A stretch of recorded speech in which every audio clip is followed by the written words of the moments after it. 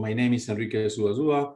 I am the chair professor in Erlangen University, in Friedrich Alexander University, in Erlangen, close to Nuremberg, in Bayern, Bavaria, in Germany. I'm also a part-time professor in Autónoma de Madrid and Deusto in Bilbao. I am actually now in Madrid, in my home university, Universidad Autónoma de Madrid. And then 2 years ago, we were funded by the Alexander von Humboldt Professorship to run a chair in Germany, in FAU, in Friedrich Alexander Universitat. And this is where I am running most of my activity. You have here the web page of the chair, where you will find plenty of contents of the work we are doing.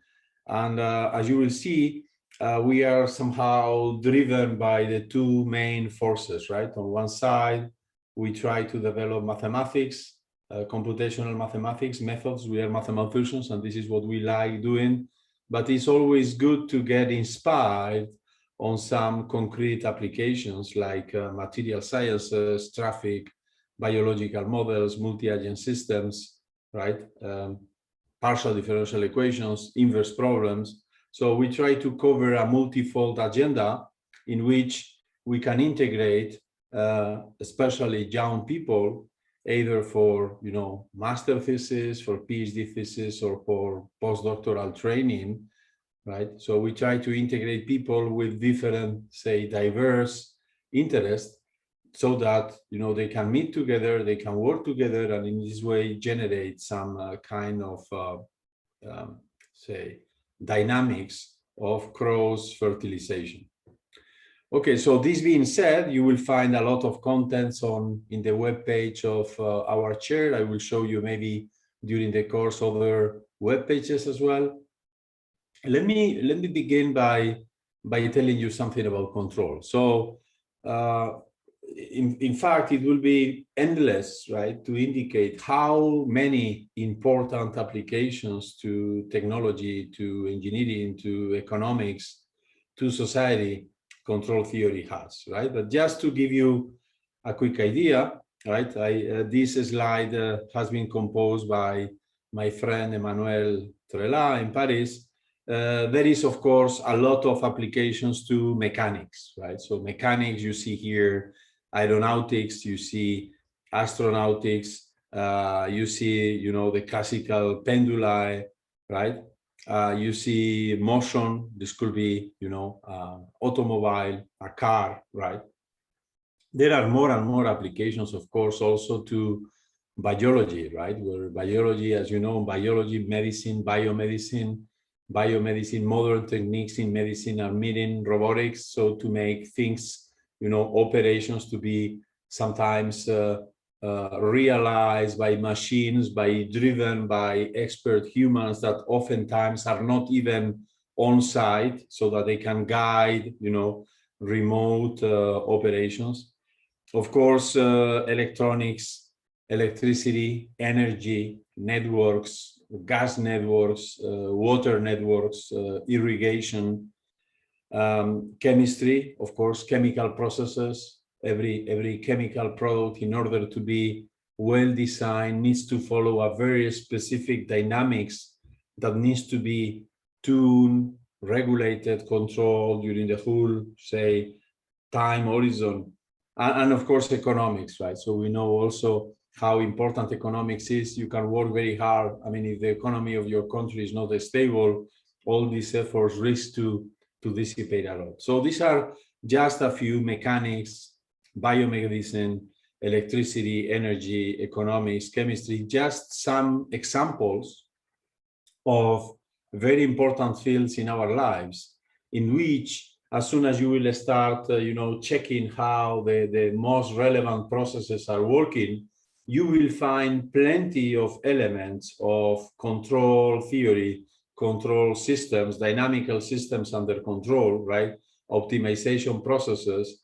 And precisely the lectures we are delivering these days will be devoted to present some of the mathematical techniques that can be employed in order to tackle these issues, right? Now, in my previous slide, I have indicated some quite recent applications, right?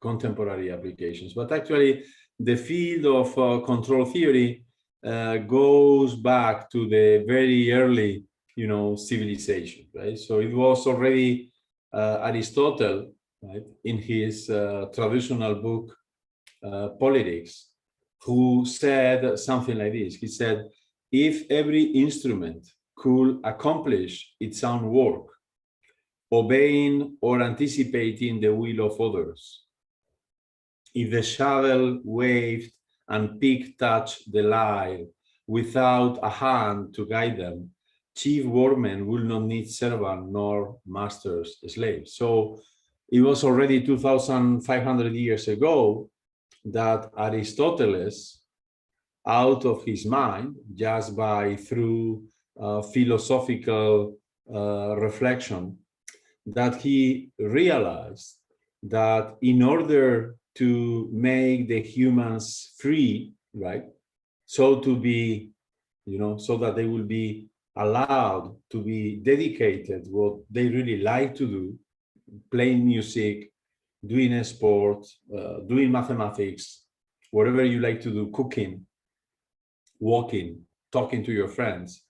In order to make humans free, humans should be able to develop machines that will obey the will of humans and realize the tasks that in this way the humans will not need to do, and in this manner be free to handle their own work, right? So maybe it is summertime, it's probably hot in in many of the cities in China. I used to go every summer to Sichuan University in Chengdu, where I visit my colleague and friend, Professor Xu Sang and his team, together with Qi Liu.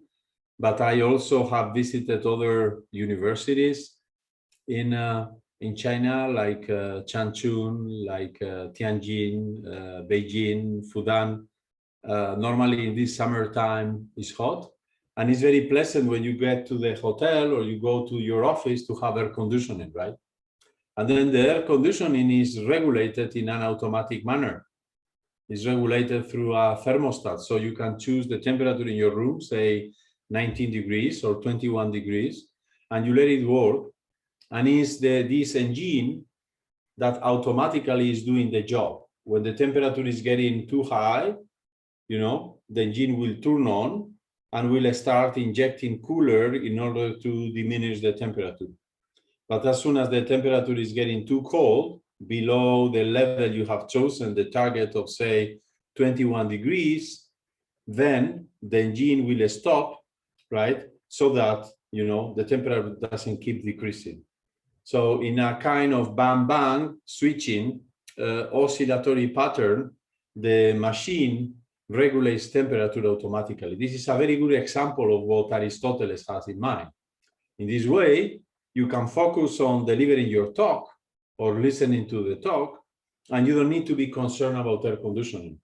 Otherwise, every, say, 5 minutes or so, you should be, dealing with the, with the device and turn it on and off just to, manually regulate the temperature according to your wish.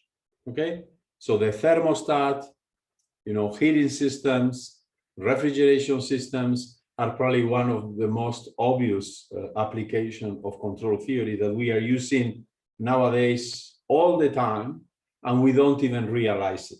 Okay, and this is one of the strengths of control theory. Control theory is everywhere, but oftentimes you don't even realize it. It works, and because it works, you don't pay attention to it. If it will break, then you will be concerned, right? So if the air conditioning thermostat doesn't work anymore, then you will be concerned, and you will have to call the technician to fix it, right? Because you don't want the device to be working permanently or not to be sensitive enough so to realize that it has to be, on the on mode when temperature is too high. Okay, so you see the origins go back to Aristotle, basically 2,500 years back. And probably if we will check in other civilizations, in the ancient China and all other human civilizations, you will discover that from the very early, you know, when the societies started to develop, humans started to interact, they started to organize their daily life into societies, they were already tuning the fundamentals, the foundations of what is called today control theory. So there are many interesting books and about, you know, the history of the control theory, the state of the art, the different applications. There is in particular this interesting, say, report by the American Society SIAM. SIAM is the Society for Industrial and Applied Mathematics. This was edited back in 2003, and you can download this booklet, the PDF, out of the webpage of SIAM for free. The name of that report, this was a cooperative work in which several experts were contributing with short articles. It was called Control in an Information-Rich World, right? And of course, yeah, so we are now in the world of globalization, we are in the world of communications, we are in the world of social networks, in the world of internet, of Zoom, of WeChat, of you know, emails, and in that new world, in some sense, of course, because of the new paradigms of, say, human interaction, communication, and technologies, new phenomena are emerging, right? And therefore, the mathematical, say, areas, in particular control theory, has been very applied and very, therefore, sensitive to the evolution of contemporary trends and necessities needed to adapt, right? And this was precisely the point that the book was making, right? At that time, they were reporting on more than 100 years of development of the discipline, right? But on the other hand, they said, well, the world is changing and we need new mathematics in order to face the new challenges. So this is the front page of the book. And this is a front page I like very much. So you see the different devices that traditionally have appeared in control theory. So here you see the ball regulation engine, right, of the steam engine that played a fundamental role in industrial revolution, right? So this ball regulation mechanism is the one that allows you to keep, you know, pressure within the, you know, the steam engine to be constant so that the performance of the train in motion is more or less uniform.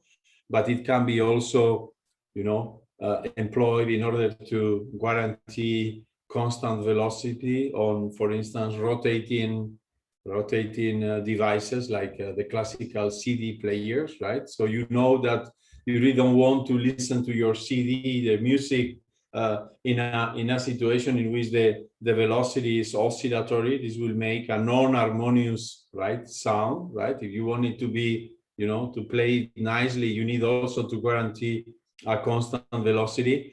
And this is what the ball, right, regulation mechanism does, right?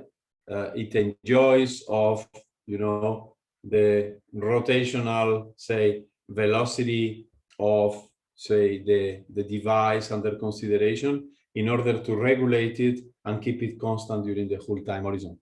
This is a microchip that you can see in your portable computer or telephone. This is a very basic classical robot, probably, you know, meant in order to transport goods or to supervise some areas with its camera. This is the traditional thermostat. Now you don't even see them very often. This device now looks like a bit old-fashioned, maybe, you know, coming from the 50s or the 60s. Now the thermostat is built in, and often you don't simply, you just regulate the temperature with your, you know, remote control, and you don't need to deal with such a, you know, a big external device. But the role, as I said before, is to keep temperature constant in a heating or refrigeration system. This is the first airplane of the Wright brothers, those that are the origin of aviation, of aeronautics. This is a cancer cell, just to represent the complex dynamics of, say, human diseases. This is a telecommunication network here. Okay, so this could be also a network for, can be telephone, it can be internet, it can be irrigation, it can be logistics, it can be the transportation of goods, just a network. This is also a network, but probably in a conflict configuration where, different airplanes are supervising or are fighting. And this is a modern combat airplane, right? So these are just some figures in order to represent how broad the applications of control theory are, okay? Let me give you one example. And in this example, you already see the two, say, classical paradigms of control. One is active control, right? And the other one is passive control, right? So what is the difference between passive and active? Okay, so the good example the example I wanted to share with you is this of noise reduction, okay? So, well, what is noise reduction? We all know. I'm sitting in my office here in Madrid. I'm talking to you, and I want, the environment, my bureau, to be silent, right? So that you can hear me well, and I can also hear your comments. So we are living here in this cloud. This is where our office is. But, we are not completely satisfied, right? Sorry. We are not completely satisfied because we feel that there is some noise, right? So maybe cars are coming outside, or maybe the train, or maybe there is people walking around in the corridors or in the street, and this is being noisy, right? So there is no noise inside. So how does an active control mechanism behave? Well, we have, first of all, we have a sensor that is able to capture, the noise within the room. But on the other hand, we should have another sensor which is also capturing the noise that is coming from the outside, right? So basically, then you will have two sensors. One is how much noise is incoming, right? In some sense, I need to anticipate, right, the effect of this incoming noise to the diminishing of my comfort in the room. So there is a sensor capturing the incoming noise. And then there is another sensor that is capturing the noise inside.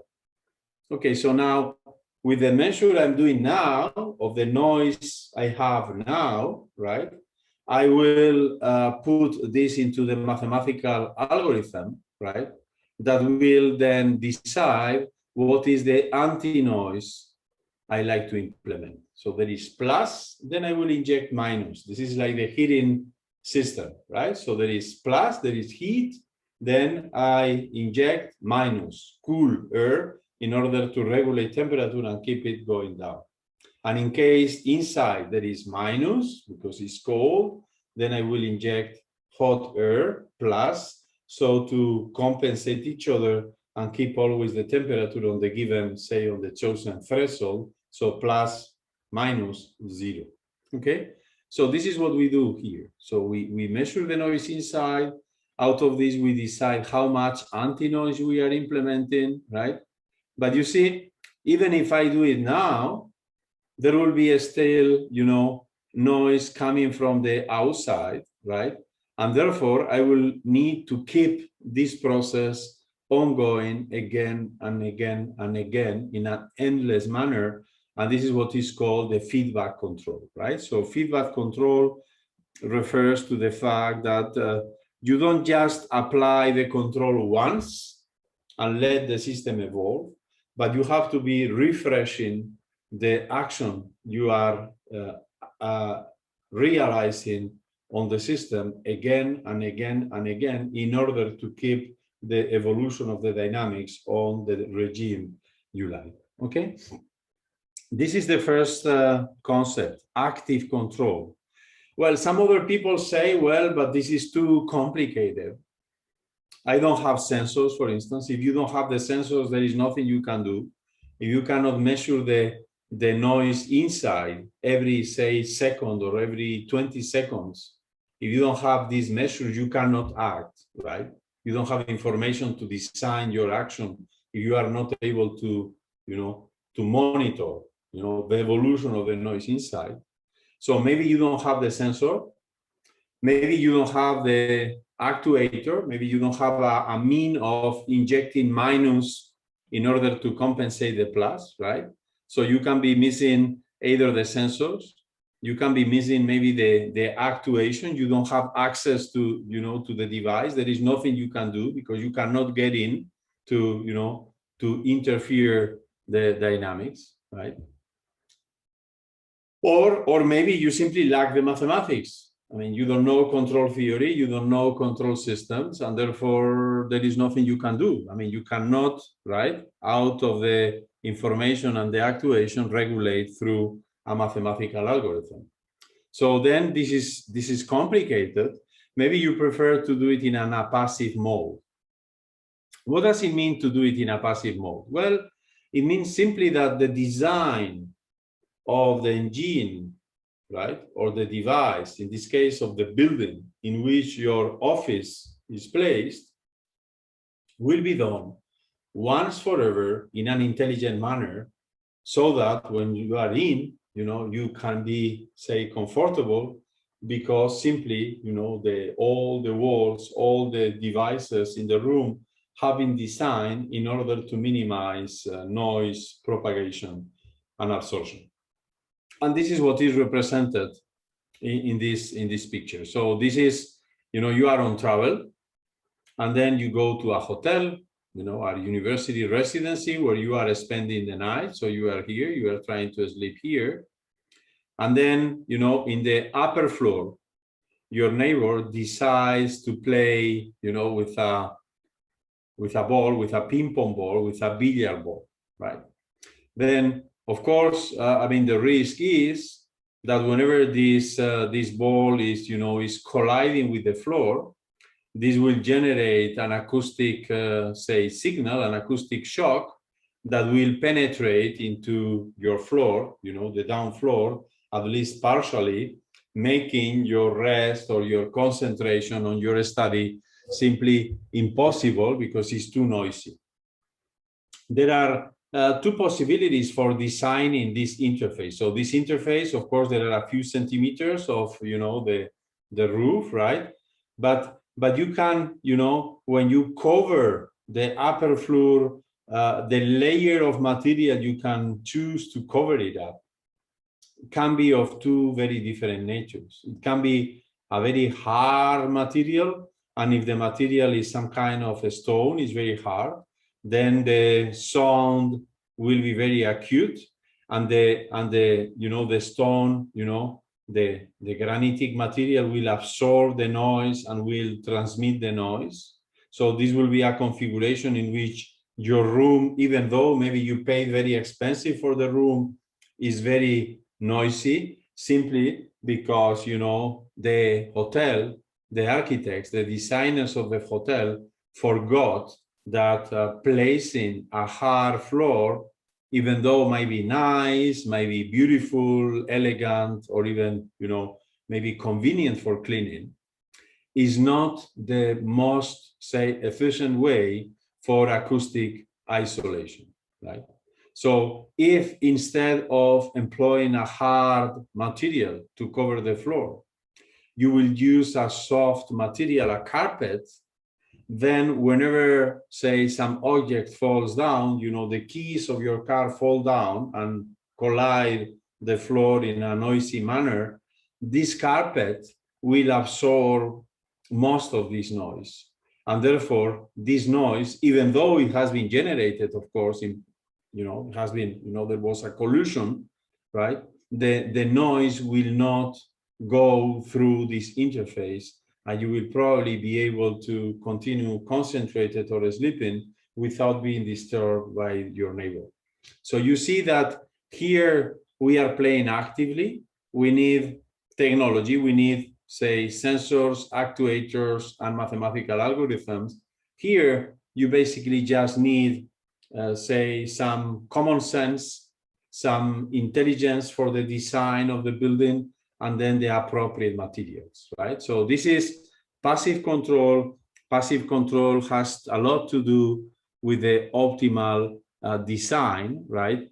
That we identify more with, say, a priori conception of the optimal device in a durable, in a stable manner for a long time interval, and is very much related to geometry and materials, right? So in optimal design, the geometry and the materials are extremely important, right? So when you go to a concert hall, you also look, oh, you see, it's an interesting geometry. I didn't expect something, you know, quite so sophisticated with complicated geometrical shapes. Or you look to the walls and you see, oh, but the wall is layered or is perforated, and the materials are quite modern, and you know, they are either natural wood or they are acrylic, but in general, everything is quite sophisticated. So the reason for that is that all this chamber in which maybe 1,000 people go to listen to the opera has been designed in a way to guarantee an optimal propagation of the acoustic signals so that you can enjoy music without noisy vibrations, okay? Reducing noise. Okay, so as I said, passive control is very much related to optimal design, to the calculus of variations, and is very much about the choice of the geometry and the materials you are employing. Is the same as when you buy a bicycle. There are bicycles very cheap, but then they are very heavy. And then there are bicycles that are beautiful, fantastic, and then they are very light. Of course, they are not made out of the same materials, right?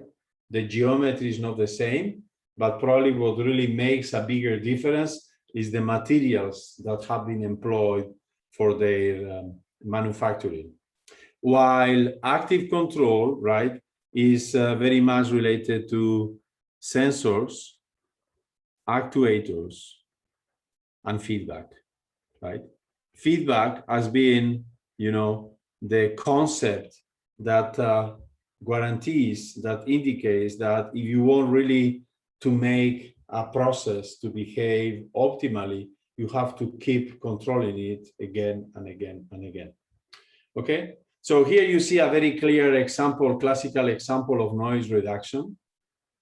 I show you the picture of the same person, of the same woman.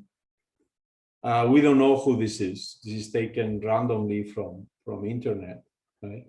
But then if I ask you, what is the noisy picture? Where is more noise? Is there more noise on the left, or is there more noise on the right? What do you think? Is there more noise on the left or on the right?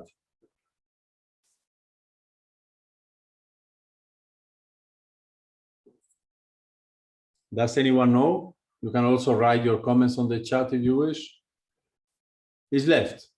Yeah, left. It's clear, right? So we don't know who this person is, but here we see a picture in which the main features, you know, the eye, the skin, the mouth, the nose, you know, the hair is visible, right?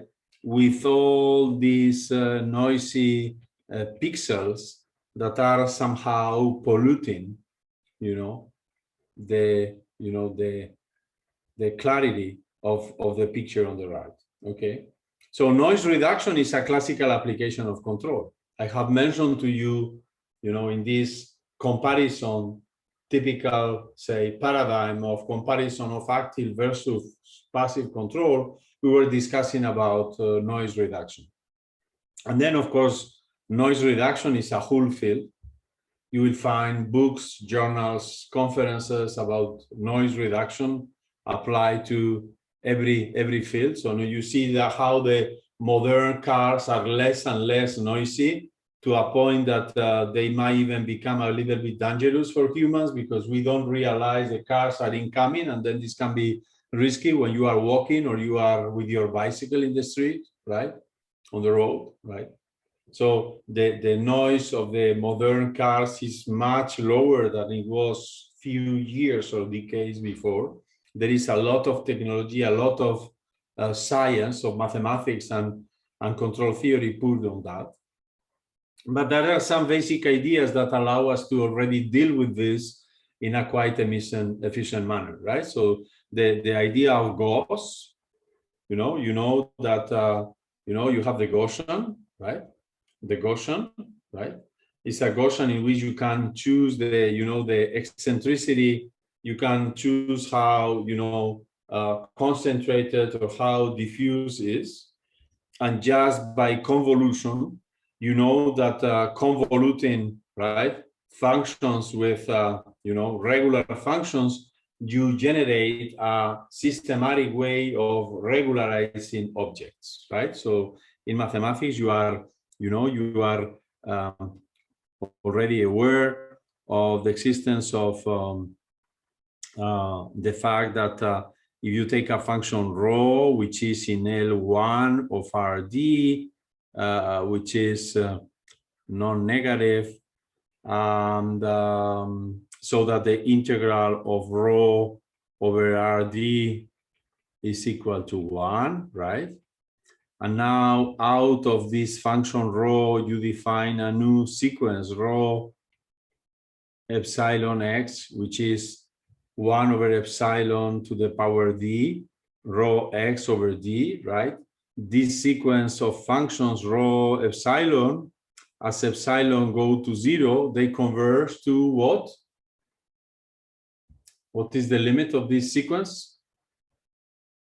Which is concentrating more and more and more and more. Does anyone know? Is the Dirac delta? Good. So is the Dirac, sorry, should be the Dirac delta. Okay. So this is a limit process in which the energy of the Gaussian that is first very dispersed, like in the yellow one, then is getting more concentrated like in the blue one. Eventually in the limit, all the mass is concentrated at a point, right? And this is what, is the traditional process that we can use in order to prove, right, density, right?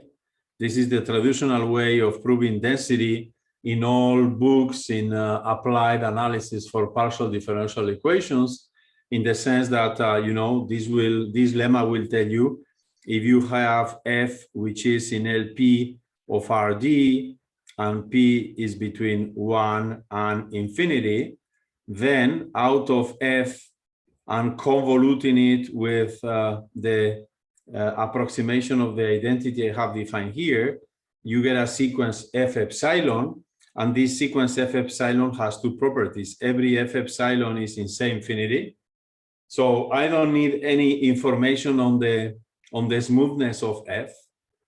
F being an integrable function suffices, measurable and integrable function suffices. If I make convolution with this approximation of the identity, I get sequences of functions f epsilon that are say infinity smooth, right? But not only they are say infinity smooth, but actually they converge to f in LP, right? This is the most classical way of proving density properties that play a fundamental role in many areas of analysis, in particular in partial differential equations and in approximation theory, right? Okay, good. So in some sense, right, when we are doing this, we know that basically the role that this, approximation of the identity is playing is that if you give me a function, say f, which is something like this, is the characteristic function of an interval, right? if you now consider f convoluted by rho epsilon, what you are doing is simply you are smoothing out the angles of this characteristic function. So to make the transitions to be say infinity smooth without, really modifying the shape of the function too much, in the sense that the convergence will be guaranteed. By the way, you see here that I said p between 1, including 1, but not infinity. Do you know why I have excluded here in this density statement the fact that p might be infinity?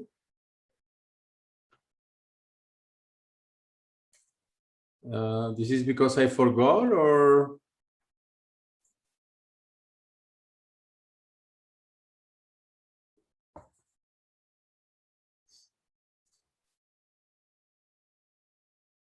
Is this density result true when I consider the case of the exponent p equal infinity? What is p equal infinity? What is the Lebesgue space when p is equal to infinity? It changes a little bit, right? So f being in LP, we know what it is, right? So f being in LP simply means that the integral of f to the power p is finite. But when p is infinity, the nature of this space changes. And what, f being in L infinity means is that f is uniformly bounded, right? So, the norm in L infinity, right? The norm in L infinity, right, is the norm of uniform convergence, right? And therefore, what I'm saying here, when I claim, if my claim will be that there is convergence in L infinity, it will mean that the sequence of functions f epsilon is converging to f uniformly. But we know, and we know this from the first year, say, calculus course in our bachelor program in mathematics, we know that the uniform convergence of continuous functions always leads to a continuous function. So meaning that the only chance that you can, in L infinity, you can approximate a function f by a smooth functions f epsilon is that the function f you are trying to approximate itself is continuous. And because there are functions like the characteristic function of an interval in L infinity, which are discontinuous, they are not continuous, you cannot claim this density lemma in LP for p equal infinity. Okay? So fine. This is, you say, this is approximation theory, this is density, this is about the Lebesgue spaces. You can do the same in Sobolev spaces. And you say, well, but what this has to do with control? What this has to do with noise reduction? Well, it does, right? Because actually, in this, in this image I was showing you here, one is very close to the other, right? And the only thing I have done when moving from this noisy image to the improved one, right? This is precisely what you try to do when you take a picture. I mean, you take your telephone, you take a picture, and then when you observe it, you say, well, it's a little bit noisy, maybe it needs more light, or maybe I need to reduce the noise in order to improve it. You use some kind of Photoshop device, which is nowadays built in, the photo capturing program, so you don't claim another program, you just do it within the app you are using for taking the picture, but it's built in. What you are doing is you are simply applying some, a small Gauss convolution in order to remove all these very little irregularities, smoothing the picture out, but without, of course, removing, right, the main features of the photo, right? So we don't want a Gaussian that when reducing the noise that there is, the underlying high frequency noise that is underlying the picture everywhere, we don't want a Gaussian that will also identify the eye, right, with noise, and will simply remove it. Okay, so we need really, very gentle, say, Gaussian processes that will be able, as indicated here, to regularize, the shape, regularizing a little bit, but without really losing the main features of this shape. Okay, good. Okay, but is this related to control? Well, yes, in some sense, yes. So we said noise reduction, right? Acoustic noise. There is active control through, say, sensors and actuators in a feedback manner. This has a lot to do with, say, dynamical systems. This is like when you are driving a car, right? When you drive a car, you are doing an active control, right? It's true. I mean, before you leave home, you say, oh, let me check what is the best road. Okay, and then you will check, in internet and try to look for the best road. But once you are on the road, you are on the car, you will have to, constantly, drive your car. You cannot simply rely on the initial, say, design you did for the road, because you never know what's going to happen. Maybe you were planning the road, but you didn't take into account that it will be raining very heavily, or that there will be a heavy traffic, or that there will be a traffic jam, which is an impediment for you to, to take the planned road. Okay, so this is clearly related to control. Passive control is related to design. And then, as you see, in mathematical control theory, we are not only interested on, say, very sophisticated results. We are also interested on very, say, fundamental concepts like the Gaussian convolution, which are very robust, very stable, not so hard to manipulate, right? So that, here, by just choosing the variance of this Gaussian, you can achieve your goal in an optimal way without too much sophistication. So, also that, each of us that now has a cell phone, right? The cell phone has infinitely many features. I mean, you could spend all your life reading about all the possible functionalities of your cell phone. But we rarely do that. If you offer me, if you are offered a new telephone, you will simply turn it on and we'll start playing with it. And you will try to learn how to operate the basic functions like email, WeChat, telephone calls, photos, or videos. You will try to learn how to operate with it with a minimal complexity. This is what you want, right? So you see that this is in the context of the philosophy of science. This is the classical principle of the Occam razor that says, you see, the best mathematical model, the best mathematical technique is not the most sophisticated one.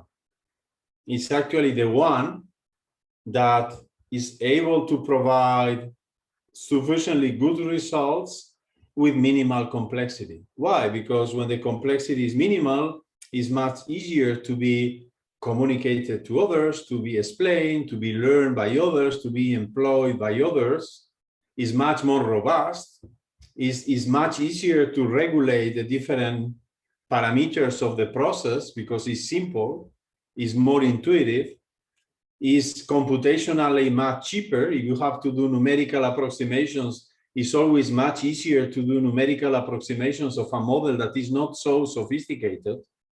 And therefore, according to the philosophy of science, the best model when we are facing any application to natural sciences or technology or engineering is not necessarily the most sophisticated one, but it's actually that one which makes an optimal compromise between, say, accuracy and simplicity.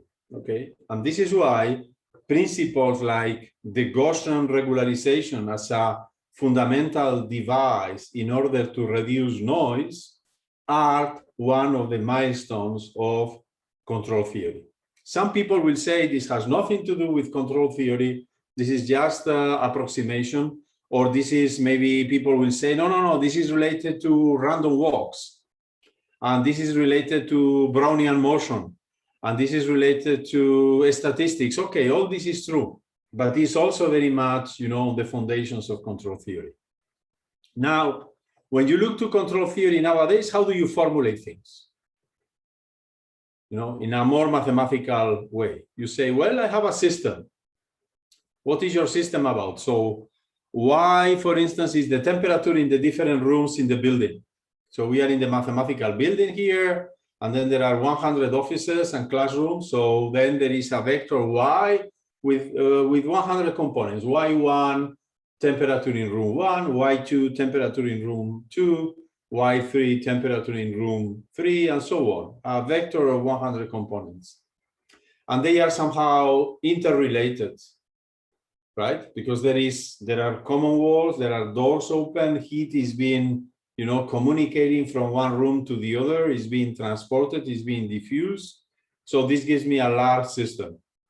So whenever I design a building, a complex building, I am designing a system which is given by this big operator A that can be a matrix. It can be simply the connectivity matrix that is telling me how quickly heat is being communicated from one room to another.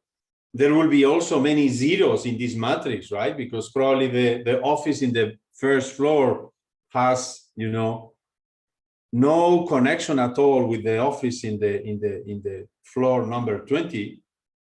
There will be plenty of zeros, but it's true also that neighboring rooms, they will very much be interrelated in terms of temperature. There will be also many ones in this matrix, okay?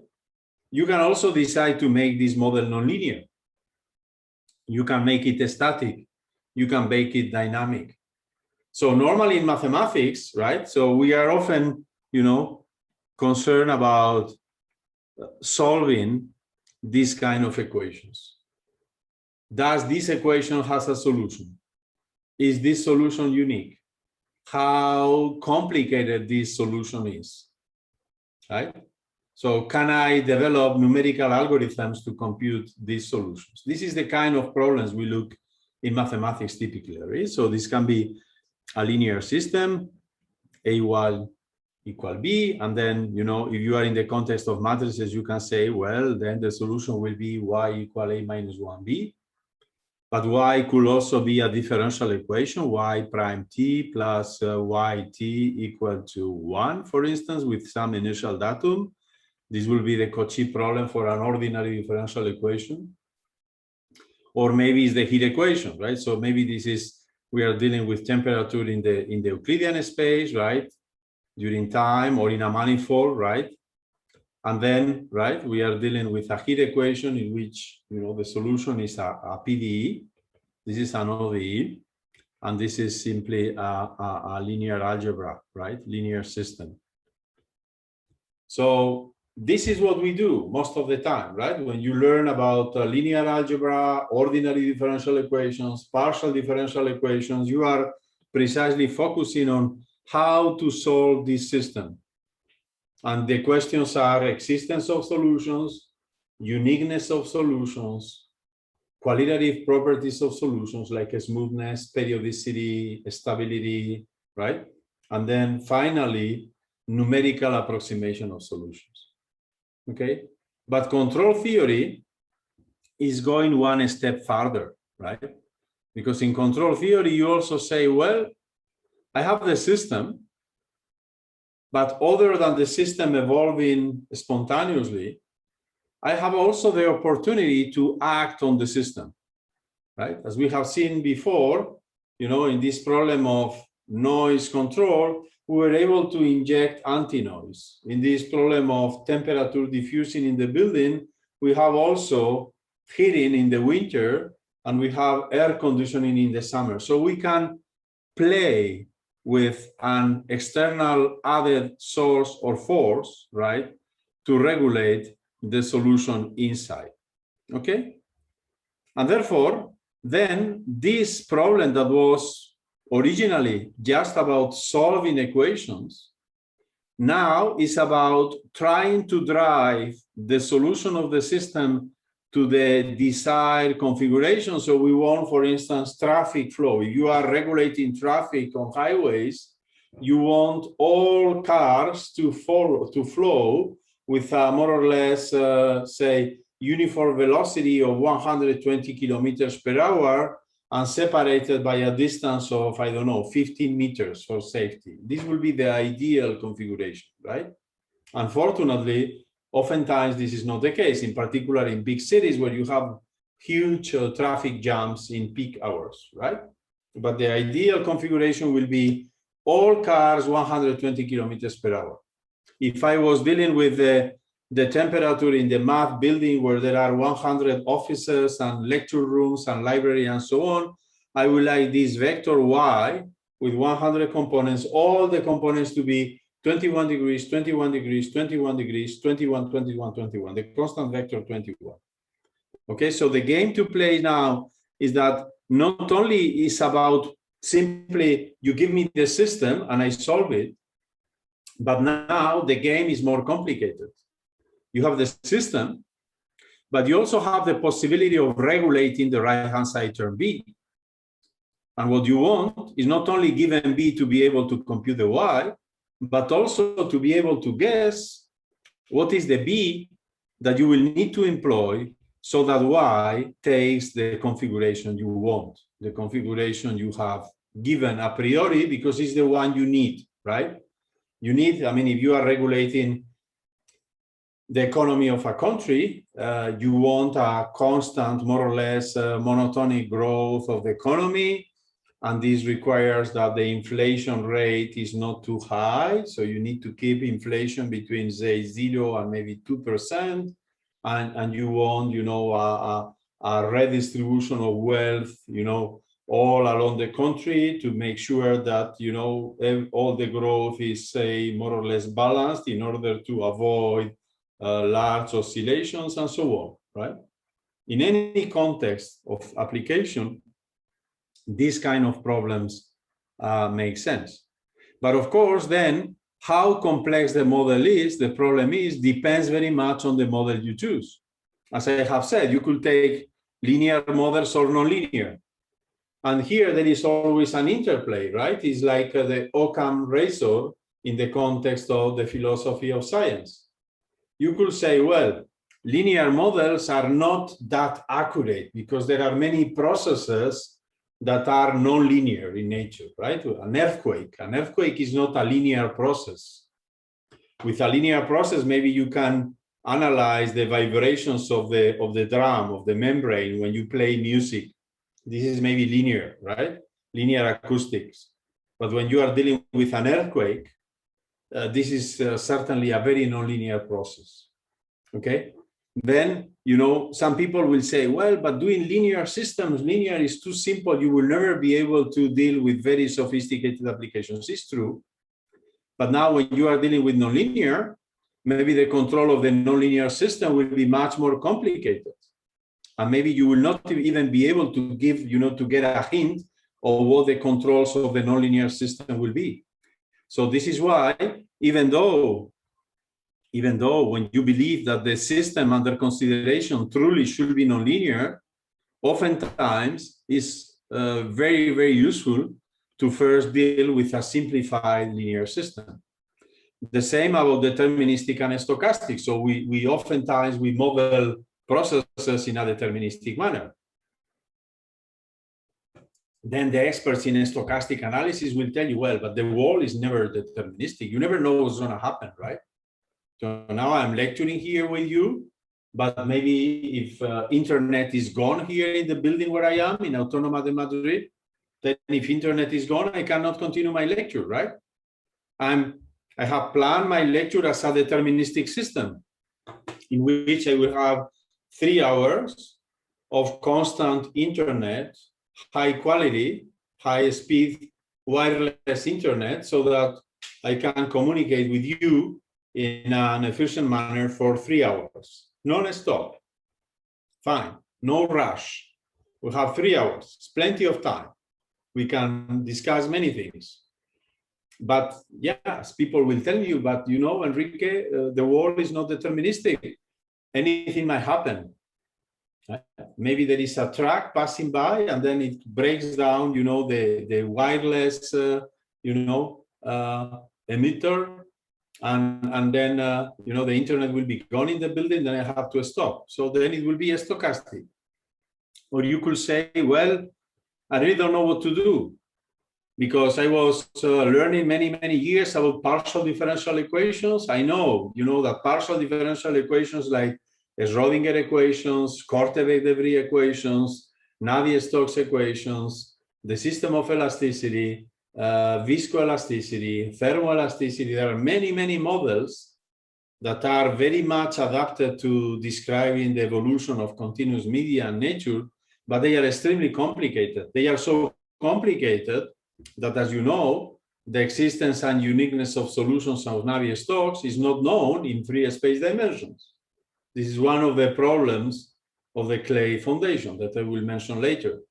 So you could really, use infinite dimensional systems, but then you might struggle because you will not even know whether there is a solution, how regular this solution is.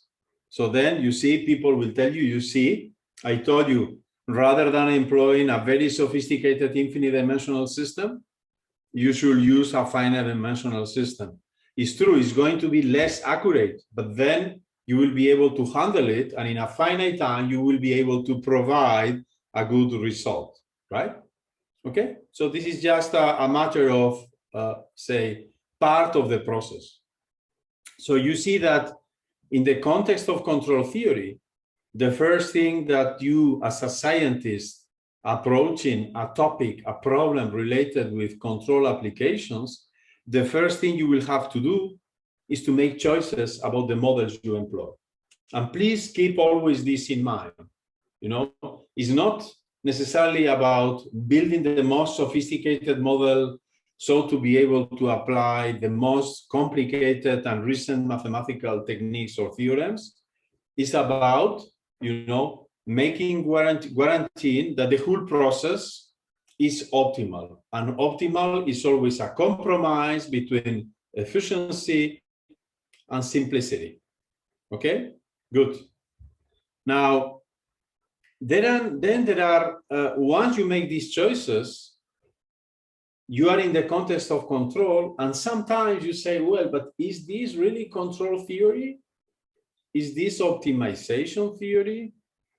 Is this linear programming? Is this calculus of variation? So you see there are many different areas of analysis and applied mathematics that more or less have the same goal. The goal being always to optimally design, to optimize the management of a given infrastructure, of a given process. It's about, guaranteeing good performance. And then, depending on which modeling you adopt, the problem will look more like a calculus of variation problem. Calculus of variation is more about passive, say, control, as I was mentioning before. It's more about the optimal choice of the geometry and the materials. While if you adopt a dynamical system perspective, right? Then like the driver of the, of the car on the highway, then this is clearly a dynamical system in which you have to be acting all the time. You are the sensor and you are the actuator. This is why it's so important when you are driving, you are not talking on the phone or reading your WeChat, because you are, as a driver, you are the sensor and you are the actuator. And you have to be fresh and awake and focused and concentrated, so to be able to react to any possible unexpected incident, because as we said, the world is not deterministic. When you check the road in internet, you get a passive photo, an static photo. It's like if the world was purely deterministic. You say how to drive from Changchun to Beijing, and then you have the road. Yes, this is true, but this is not the complete truth, because this doesn't tell you what is the traffic, whether that day there has been some accident, whether there was a very bad weather, and all the kind of things that might happen, right? The gas station is closed, and then you are running out of gasoline, or the, you know, the autobahn, the highway is closed, and you have to go by the old road. You never know. The real thing is never completely deterministic. So you are in an active mode, and therefore you are in a context of dynamical systems. Now, as I said, in most of the processes we have to handle, the control needs to enter in a feedback manner. Why? Because, for instance, now, so today here is now 9 a.m. here, now, you know, it's warming up, right?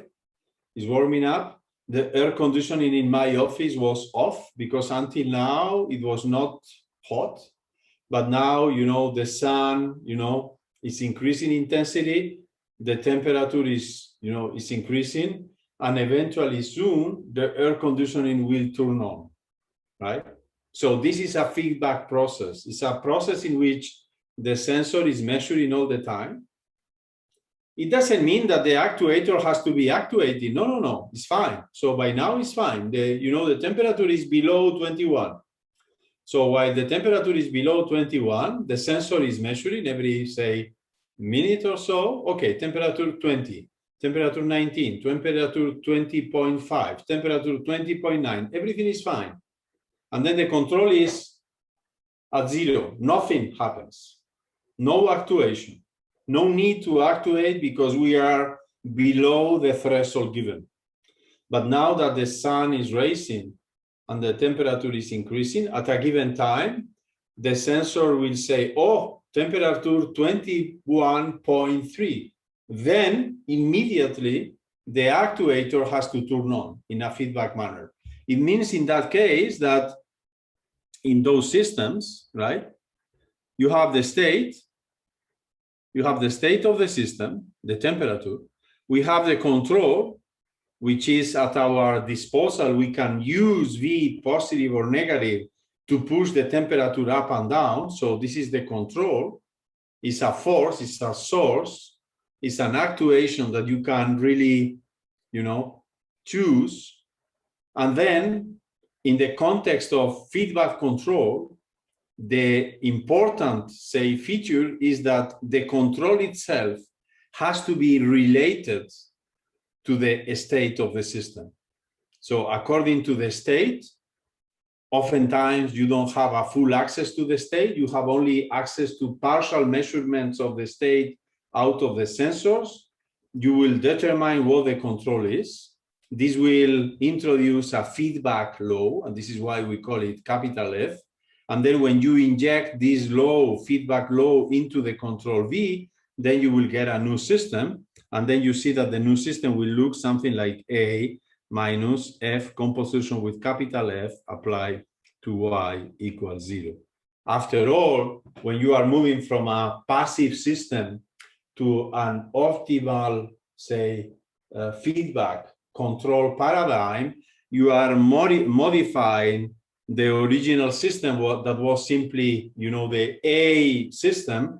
You are modifying it by adding the impact of the control. And in this way, you get a system that maybe before it was unstable, and now the system is stabilized, right? So this is like what happens in economies. I mean, economies that are, you know, unstable, inflation is maybe 40%, the currency is devaluated, jobs are lost, you know, poverty propagates, while when the economy is well regulated, inflation is low, there is a more or less homogeneous growth, and in a, you know, 5-10 years frame, you can really observe the positive evolution of cities, towns, regions, and so on. Okay, good.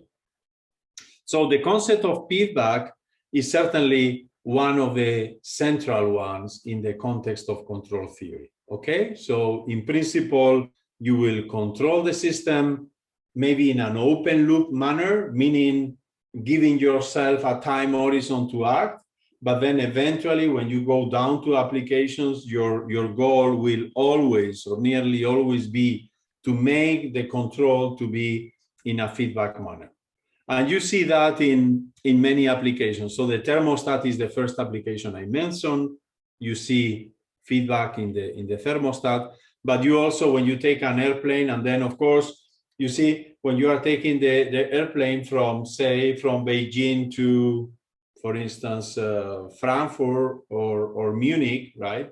Beijing, Frankfurt in Germany, then it's a 10 hours flight, right? Okay. And then there are basically three different, say, sub-intervals that you have to differentiate, right? There is the takeoff. This is a very delicate operation in which you take this airplane from, the airport in Beijing, and you have to put it in a few minutes, you have to put it at a height of 10 kilometers, right? And with say, a speed of, I don't know, 900 kilometers per hour. So this is the takeoff. Then, but this takes maybe half an hour. Then you have a long segment of 9 hours in which the airplane is flying in a constant velocity in a stable manner, trying to avoid turbulences and so on, right? And during this time, people simply watch movies, sleep, or eat dinner.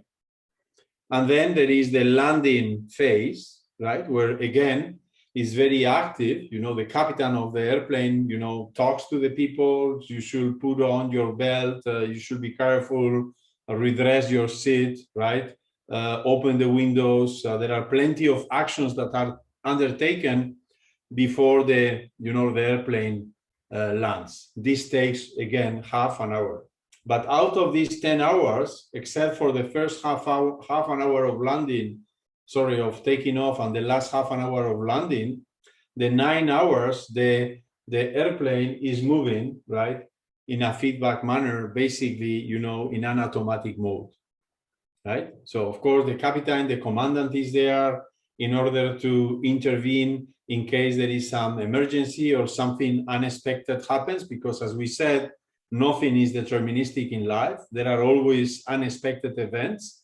But other than that, the flight, most of the time, is driven in a purely automatic mode. Okay, good. Another key concept, however, and we will see the necessity of this in our lectures as well, is that, you see, we as humans, we have the intuition that if I have to go from point A to point B, then, okay, of course, the simplest is always to take the straight line. Okay, it happens often that even if this is our goal, right, in practical applications of control, this is not possible. And this is not possible simply oftentimes because, we are here in A, and this is where I want to go in B, but it turns out that there is a column here, right? And therefore I cannot, I cannot travel in a straight way. I have to rather, the optimal path will be something that is turning around. There is a fluctuation, there is an oscillation. So this is a very important concept. The fact that for most of the systems to be controllable, we need to allow for fluctuations of the system. So there is this is one of the first essays on the governance and governing mechanisms. This is precisely about the stability of the ball regulator mechanism of the steam engine that plays such an important role in industrial revolution. This was about simply the analysis of the dynamical stability of a dynamical system related to this engineering device. I will mention some mathematics of that later today, right? But, in this book, it is already said, this is also a very interesting book for an introduction to the history of control theory at that early time, right? What Hall says is the following. It says, it is a curious fact that while political economists recognize that for the proper action of the law of supply and demand, there must be fluctuations, right? So we know that if you don't let the economy to fluctuate a little bit, it's very hard to make it performing well, right? You need to somehow regulate, the flow of goods, of prices, according to the will of people, right? So he says, it is curious that while in political economics, so the economists by that time, they knew in their way, right? They knew in their way that fluctuations were needed in order to, you know, optimize the function of the economies, right? It has not been generally recognized by mechanicians in this matter of the steam engine government.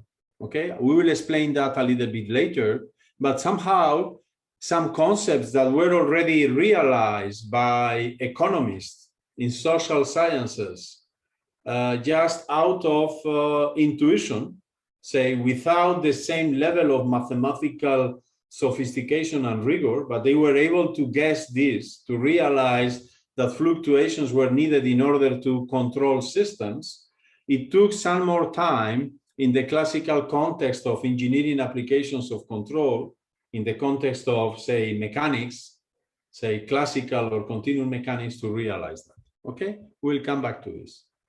So, but as I said, you know, keywords like fluctuations, complexity, are always present in control theory. Why? Because, as I said before, most often this very simple idea that if I want to go from A to B, I have to, right, do it in a straight line manner. This is often not possible. Sometimes, you know, life is complicated. You have to oscillate a lot in order to get from A to B, to go from origin to destination. Okay, simply because there might be plenty of obstacles here, right, here and there, that you cannot get through. You have to simply turn around, overcome. And therefore, the path can be lengthier. It might be more tiring, but I mean, you finally do it. This is what is really relevant, right? So this is already observed when you are dealing with Lagrange multipliers. So this is a topic we also know very well, right? So from the bachelor program, it's simply about minimizing a function over the level set of another function gx equals z. So you see, if we are simply minimizing a function, right, in the full space, right, what is the criticality condition here? The criticality condition is very simple. We say, well, I really don't mind whether I am minimizing or maximizing, right? I know that at every critical point, right, the tangent has to be horizontal, right? And this means simply that the gradient of f of x is equal to 0. Okay, so then, you know, when we take calculus 1 and calculus 2, calculus 1 maybe in one space variable, calculus 2 in two space variable, in multiple space variables, is a bit more complicated because you don't have only one derivative, you have partial derivatives, you have gradients as vectors, but the concept is very much the same. If you have a function f, which is of class C1, and you are minimizing, computing the extremals of these functions, these extremals are always hidden within the class of critical points, and critical points are those in which the gradient of the function is equal to 0. Of course, the fact that the gradient of the function is equal to 0, it doesn't mean that I have a minimizer, because it could also be a maximum, or it could be a saddle point, right? Then I have to first identify the class of critical points, and then basically check what is the sign, right? Once I have a critical point, and we'll check the sign of the second derivative to determine whether this is a minimum or a maximum. Okay, of course, this is the classical problem. But what Lagrange observed is that oftentimes in practical applications, we are not in such a nice situation in which I am minimizing a function in the free space.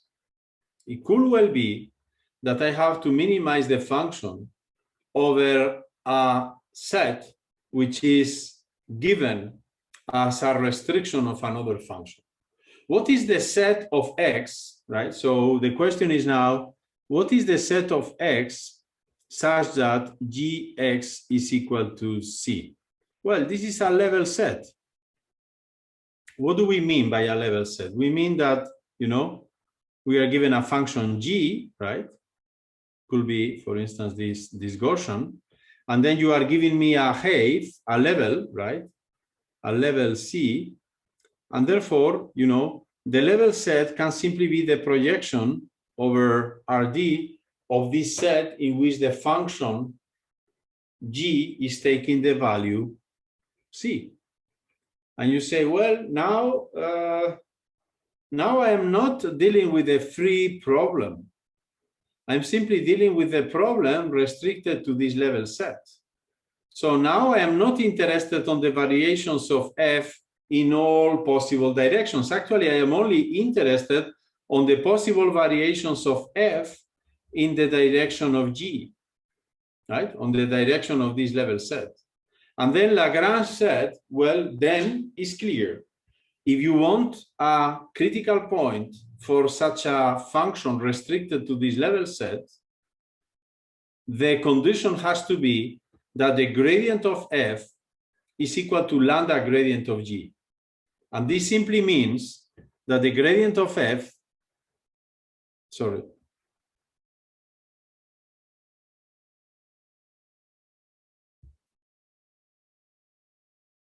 this simply means,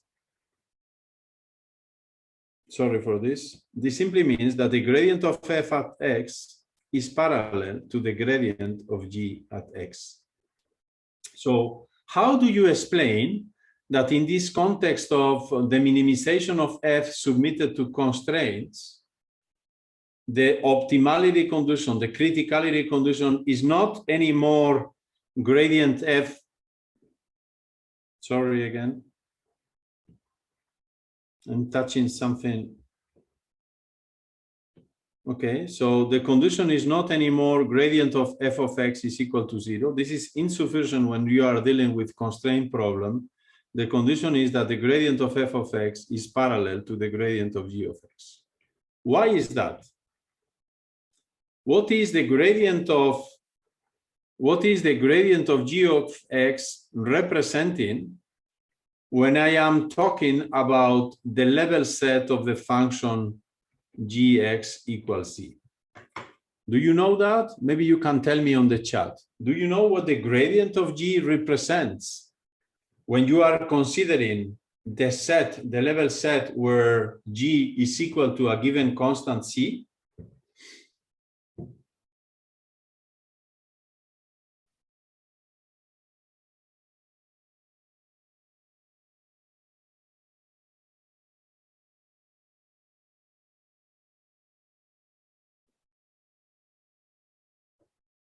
How is this vector gradient G?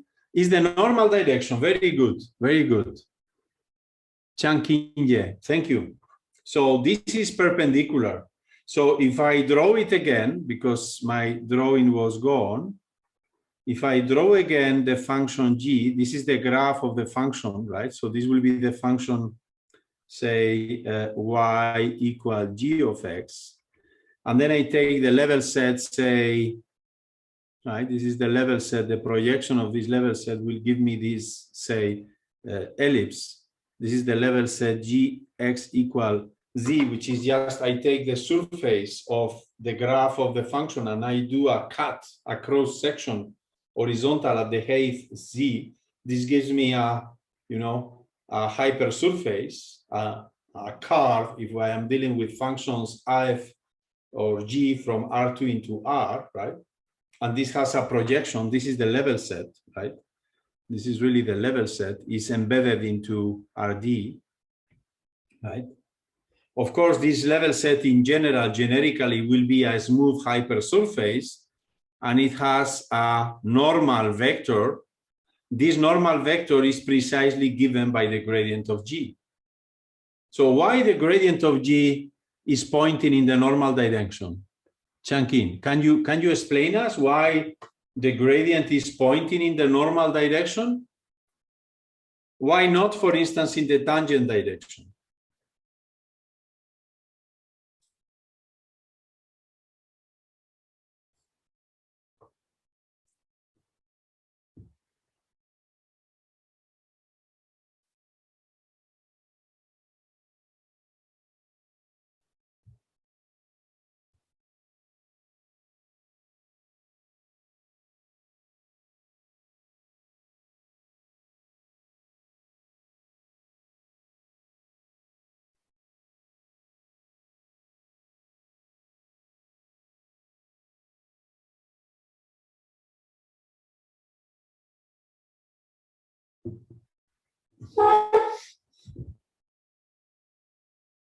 Why is the gradient pointing in the normal direction? Well, the reason is very simple.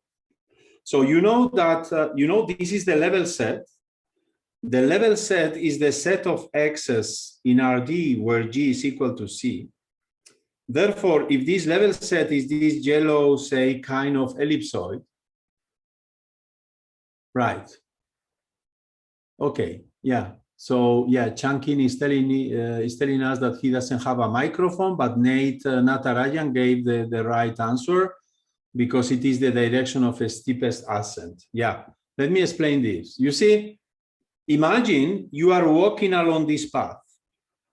You are walking along this path, and then you know that when you are walking along this path, the height, right? The height on the surface, right, is constant. Because whenever you walk along this path, G is a constant, it means that the derivative in the direction tangent to this path is going to be 0. So within the level set, the tangential gradient of G, which is just the gradient of G multiplied scalarly by any tangent vector. So here, basically, there is only one tangent direction, but if you were in a higher dimensional space, there will be a hypersurface of dimension d minus 1, and then you will have d minus 1 tangent vectors. But it doesn't matter in which direction of a tangent vector you are walking. I mean, you are always G equals C.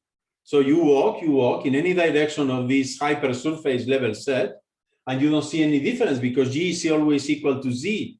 So whenever you compute the tangent derivatives, right, the tangent derivatives are vanishing because, oh, I'm sorry again. The tangent derivatives are vanishing, right? The tangent derivatives are vanishing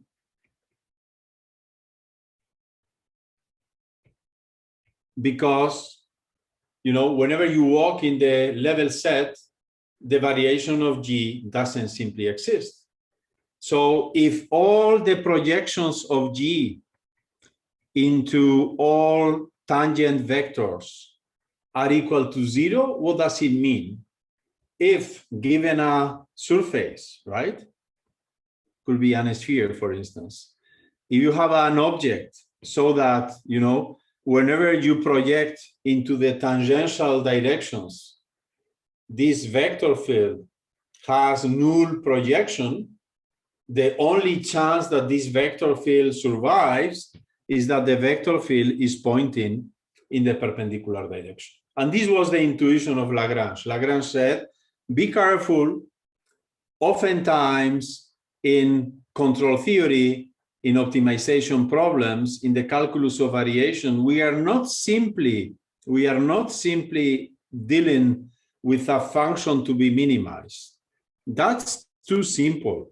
If we are minimizing a function from Rd into R, then the minimum of f is always hidden on the set of critical points where the gradient is equal to 0. But oftentimes, you have constraints. For instance, if you say, well, if there is no money constraint, if I have to travel, well, I take the first airplane. But if I have constraints, maybe I cannot take the first airplane because the airplane, for instance, if you try to travel from, say, Madrid to Bilbao, where many people go for the weekend because of the beaches and the nature and so on, if you try to travel Friday afternoon, maybe the tickets will be very expensive. But if you travel tomorrow morning, Saturday morning, the tickets will be less expensive. Why? Because people traveling for the weekend, they all try to travel Friday afternoon. So if there is no constraints, okay, take the first airplane. But maybe the first airplane, Friday afternoon is 10 times more expensive as the flight tomorrow at 8 a.m. because nobody likes waking up 5:30 Saturday morning, right? But then if I have constraints, right? If I am really have a limited budget, I cannot simply say that the optimum is given by the gradient. The optimum is not given by the gradient, but is given by this more sophisticated condition. And this is what makes, somehow is related also to this need of fluctuations, is that, I mean, our first intuition is often wrong, right? This is actually what is, you know, behind the ABS braking mechanism, automatic braking mechanisms of the car. What is human intuition? You are driving on the highway, 120 kilometers per hour. And then there is a dog crossing. What is the human intuition? The human intuition is you brake, you know, in a dry manner, you know, very strongly, you brake. What happens then? It happens then that the car is destabilized, you lose control of the car, and then you undergo an accident, and probably something very bad happens. Maybe the dog passes by, but you as a driver and your accompanying persons on the car undergo a very severe accident. This is human intuition. I needed to brake. So then what I do is I push very strongly with plus infinity control. This is a very bad idea. What does the ABS brake do? It does the same, it does something similar, but more sophisticated. It does a bang-bang control, bang off bang. It's an intermittent control. It doesn't do plus infinity. It does 10-0, 10-0, 10-0 very rapidly. Something that for us is not intuitive, and it's even hard to do because we cannot really, you know, we cannot brake. We are not agile enough to, especially in these emergency situations, to, you know, to divide the few, say, seconds we have into milliseconds or deciseconds to act in such a sophisticated manner. But this is what the ABS brake does for us. Is because our first intuition was simply gradient equal to 0, and then the ABS brake says, no, no, no, no, no, you are forgetting Lagrange. You should not forget Lagrange. The optimum is not gradient of f is equal to 0. The optimum is gradient of f parallel to the gradient of g. Why? Because there are constraints. And why there are constraints? Well, because you want your car not to brake. You want the car not to lose control. You don't want to quit the highway. You don't want to undergo an accident, okay? And this is why, you know, oftentimes, because of the intrinsic, you know, constraints of the system or the extrinsic outer constraints imposed by the control application, the optimal control strategies are often sophisticated and not so intuitive. And this is why you need mathematics to discover what these optimal strategies are. Okay. Then, as I said, the number of applications is huge. In some applications, you will see in engineering books that they talk about the state space or the frequency domain. This is simply because, you know, from a modeling, mathematical modeling perspective, there are, you know, there is always the Fourier transform, right? Fourier transform, Laplace transform, say Fourier analysis, generally speaking. You can always, you know, we know that there is the Plancherel lemma that says that if you have a function in the physical space, say, I mean, if you give me a function from Rd into R, then out of this function, I can also consider the function, the dual function, right? Here, the variable, right? So out of a function, f of x, out of a function, f of x, I can also consider the corresponding Fourier transform f hat sigma or xi. And then we know that by Plancherel, right? Plancherel-Parseval, right? We know that, for instance, the L2 norm of the function f, right, in Rd is equal to the integral over Rd of the Fourier transform. So what does this mean? It means that you can see the same amount of energy, the same deformations, the same dynamics, the same performance. You can see within the physical space of x for position and time for time, in the state space, you can see the same in the Fourier frequency domain on the dual variables xi for the dual variable of space x and tau for the dual variable of time t, right? And then because you see the same, depending on the kind of application you are handling, it can be more interesting working in the space f or in the space f hat. And very often in applications, you combine both, right? This is what, for instance, wavelets do, or this is what the micro-local analysis does, right? So you localize in a space-time. This is something very intuitive for us, right? Because now I say, oh, now is 9:36. I localize in time. And I am sitting in my office in Madrid.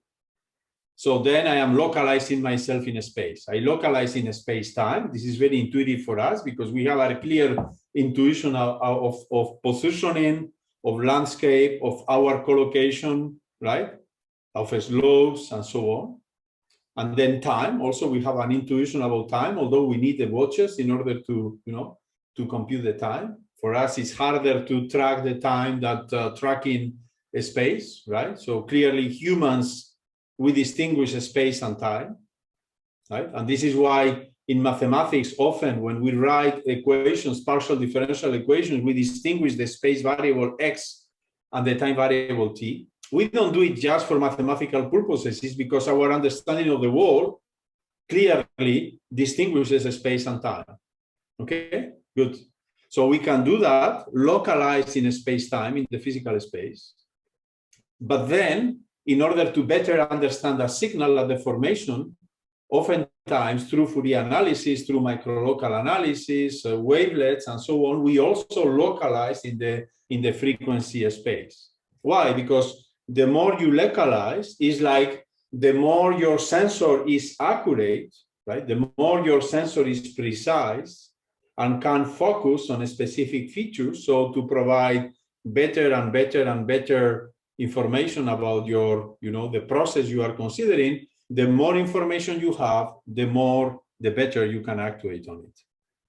And then the range of applications of these very early concepts of control theory that, as you see, are related to very philosophical questions about the Occam razor for modeling, complexity theory, fluctuations, the concept of feedback, Lagrange multipliers, things that are elementary nowadays, considered as elementary, although it took centuries to humans to develop that, right? So you see, Aristoteles, 2,400 years back, he was already saying, in some sense, oh, you see, you should do control theory. He didn't call it that way. He mentioned the necessity of make humans free through the automatic, say, evolution of processes, intrinsic evolution of processes. It took, 2,000 years to get from that point to the Lagrange multipliers, right?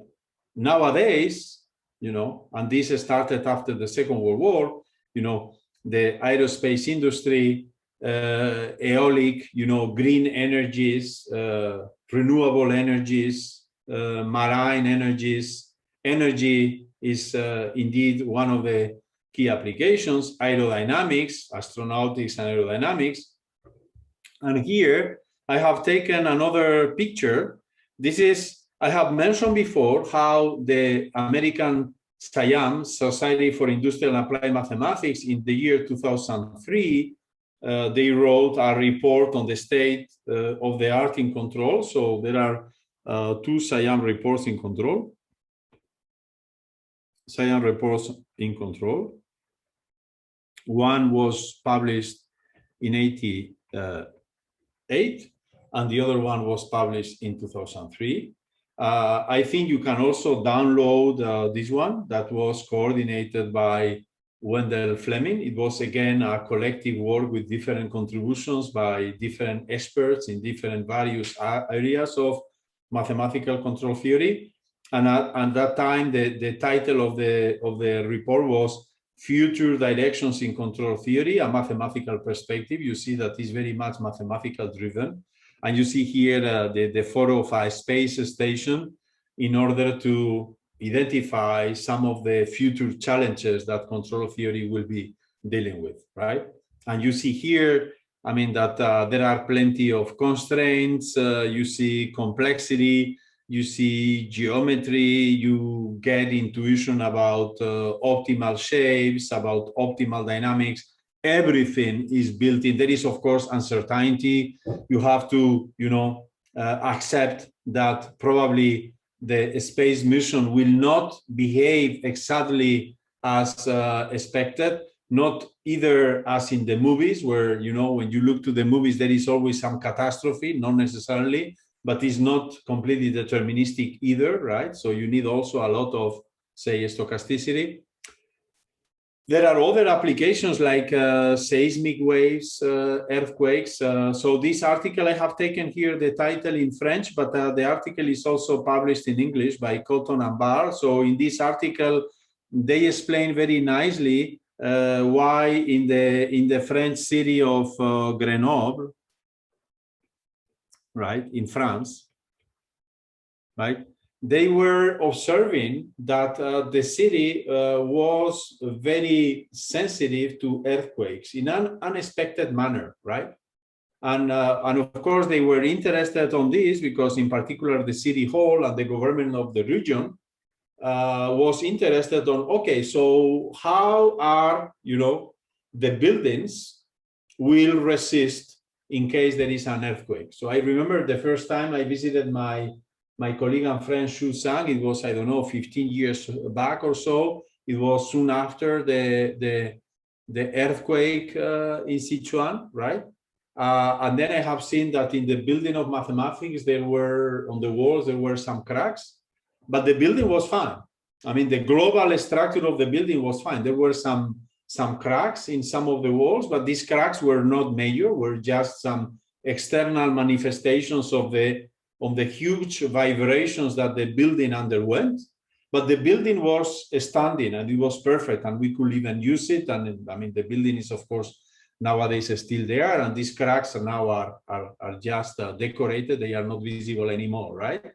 So this was a building that was well designed, was well conceived, was solid enough, was well built, so that it was able to, undergo this huge earthquake in Sichuan, not that far from the Chengdu city, didn't affect the university building, right? So this is the concern in Grenoble region. They have the records and they say, well, we didn't expect this. It turns out that this town, for some reason, the impact of earthquakes on buildings is higher than expected. And then Cotton and Bard, as leaders of a team of geoscientists, they developed a long program in order to investigate this. And they got to the following conclusion. It turns out that the town of Grenoble, when you get to Grenoble, you get out of the train station, then you see the Alps, the mountains, where people like hiking and skiing. So basically, the city, the town is, right, is built on a, say, sandy territory, right? Okay, this is where the buildings of the town are. Okay, so this is a quite soft land, right? It's a sandy land, but it's surrounded by mountains, right? And these mountains are, say, granitic, hard, right? So this material is soft. The basement of the city, the town, is soft, while the material here is hard, right? Rock. What happens then? It occurs then, as they explain in this article, that as soon as there is some earthquake here, this earthquake travels very fast along the rocky mountains, right? This hard granitic material is a medium in which, the you know, the shock waves of the earthquake travel very nicely. This is like a highway, right, for shock waves or the earthquake. This is like a highway for cars. I mean, free traffic, you know, large road, very good quality, no cars, good weather, you drive very fast. This is what waves do. And when they get into this sandy region in which the city is located, they penetrate in. But once they penetrate in, you know, they basically keep bouncing within the city, because once they are in, they get trapped, like in a rodeo, they are trapped, right? And the fact that, you know, the material properties, the interface here is from soft to hard, it makes them not possible to go back to the hard material. So it turns out that the contrast of materials, the heterogeneity, produces, you know, what? Produces concentration of waves, and therefore resonances, meaning that the waves remain trapped inside this domain, and therefore they keep bouncing and bouncing and bouncing and bouncing, and therefore the, you know, an earthquake which had a given amplitude on a Richter scale, the impact of this seismic wave on the buildings in town is amplified, is multiplied, not because the signal was higher. No, the signal was of the given, say, magnitude in the Richter scale. It's just because, right, this is amplified because of the repetition. Okay, good. Other applications, sorry, I think okay, other applications, very interesting applications also. This has motivated plenty of work on the control of Schrödinger equations, is the control of molecular systems. So the control of the molecular systems, you know, is like, you know, in these days there is the Eurocopa, you know, the soccer competition here in Europe. You know, country selections are competing. I think the final is tomorrow or the day after tomorrow, and it's going to be the England versus Italy, right? The United Kingdom versus Italy. They are in the final, and everyone is following. I mean, many people are following these matches. Indeed, you know, the play, you know, the way they game play is very sophisticated, is very fast, and it's very beautiful to see, even for those people that are not football lovers, right? And here you see more or less the same. So you have a molecular system at rest, right? And then you have three atoms, which are interconnected, A, B, Z, right? And then you are designing, you know, you are willing to design a new molecular system, right? And then for you, in the design of the new molecular system, it is important to dissociate this system of three atoms interlaced, interconnected three atoms. You want really to split these three atoms into 2 and 1, right? So this is like, you know, when you are with friends, you are, say, 5 friends getting out of the restaurant in the evening, and then you take a taxi, and you go to take a taxi, and the taxi tells you, no, not 5 people in the taxi, only 3. Okay, then you say, well, we need 2 taxis, right? So the 5 people have to divide into 2 subgroups. 3 will take 1 taxi, taxi number 1. 2 will take taxi number 2. Okay, then you have to divide 5 into 3 plus 2. I mean, that's mathematically is very simple. I mean, socially is more difficult, because then you have to decide who with you are traveling, and then maybe you will discuss, well, I go with the people that are living in my neighborhood, so that the taxi will make a shorter path, right? So you don't want to organize the 2 groups so that, you know, the taxis have to maximize distances, because then it will be more expensive. So you try to somehow condensate and make the trip to be minimally complex, because then it's going to be cheaper as well.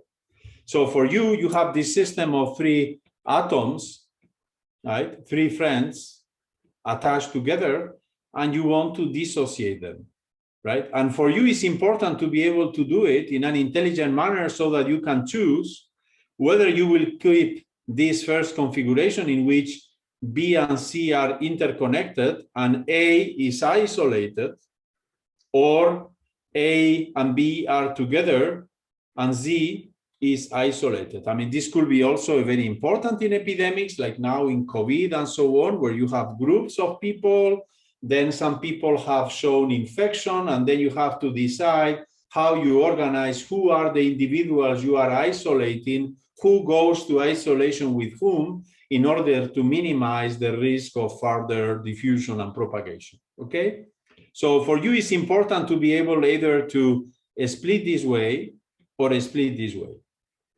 Okay, so then in this very interesting article about laser design of molecular system, it is explained how basically using laser beams, which are like Dirac delta controls, which are very sharp, very focused on a given time window, very short time window, and very much oriented in a given direction, right? You can act with basically 2 laser pulses, consecutive laser pulses, as the ABS brake of the car, in which you don't do plus infinity, but you rather do 10, 0, 10, 0, 10, 0. So here you just do 2 kicks, like in a soccer game, right?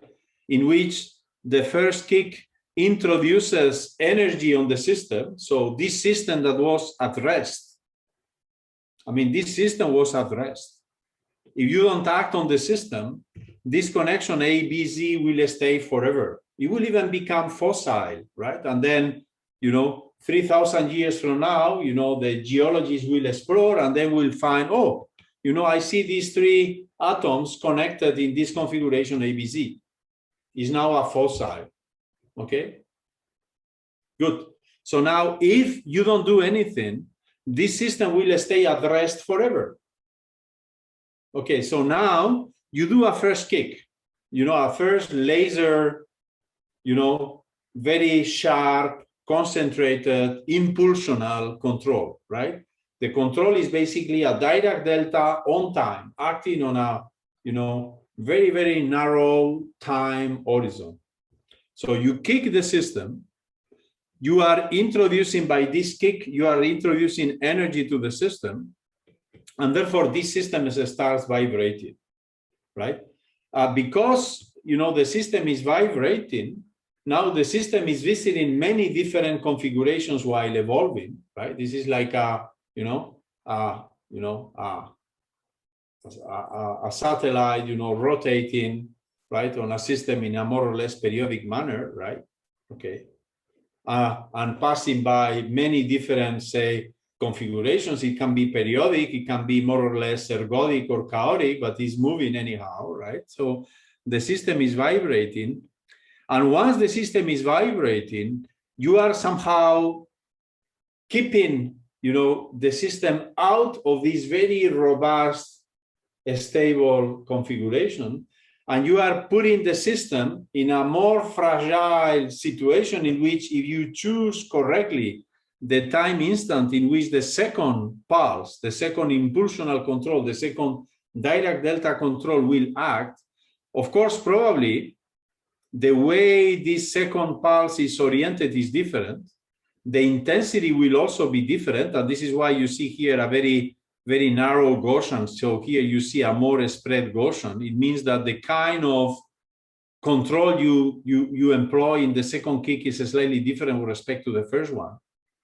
But because the system now is not at rest, but is rather in this vibrational mode, you will be able to apply the second pulse, so that depending on how you choose this second kick, this first kick is independent. This is just putting energy on the system, right? Sorry. The first kick is just, sorry, where I am. No. The first kick is just putting energy on the system. The second kick is the one that has to be very carefully chosen, because depending on how you choose the second kick, then you will get I outside or Z outside. Okay, so then this is the idea. You are getting out of the restaurant. I mean, you were sitting on the table, 3 people having dinner for 2 hours. Then you have to put energy on the system. So these people, you know, pay the bill, take the jackets, go outside. They are in motion.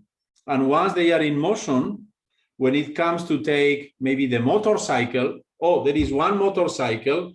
3 people cannot go in one motorcycle, only 2 can go in the motorcycle. The other one has to take the bus or another motorcycle or the bag or the taxi, right?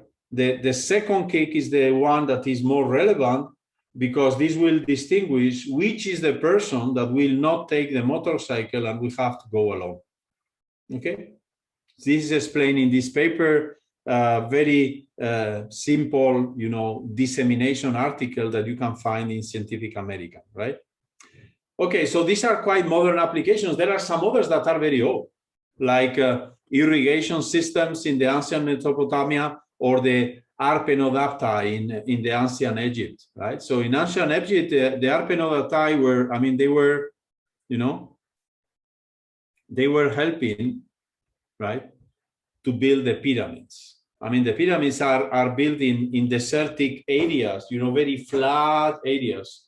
And in order to guide the constructions, right, the arpenodaptae, the role of the arpenodaptae was to draw very long straight lines on the sand, right? So they were drawing the lines, and these lines, they were then later used in order to build the paths for transportation of materials, or in order to orient, you know, the basement of the new constructions.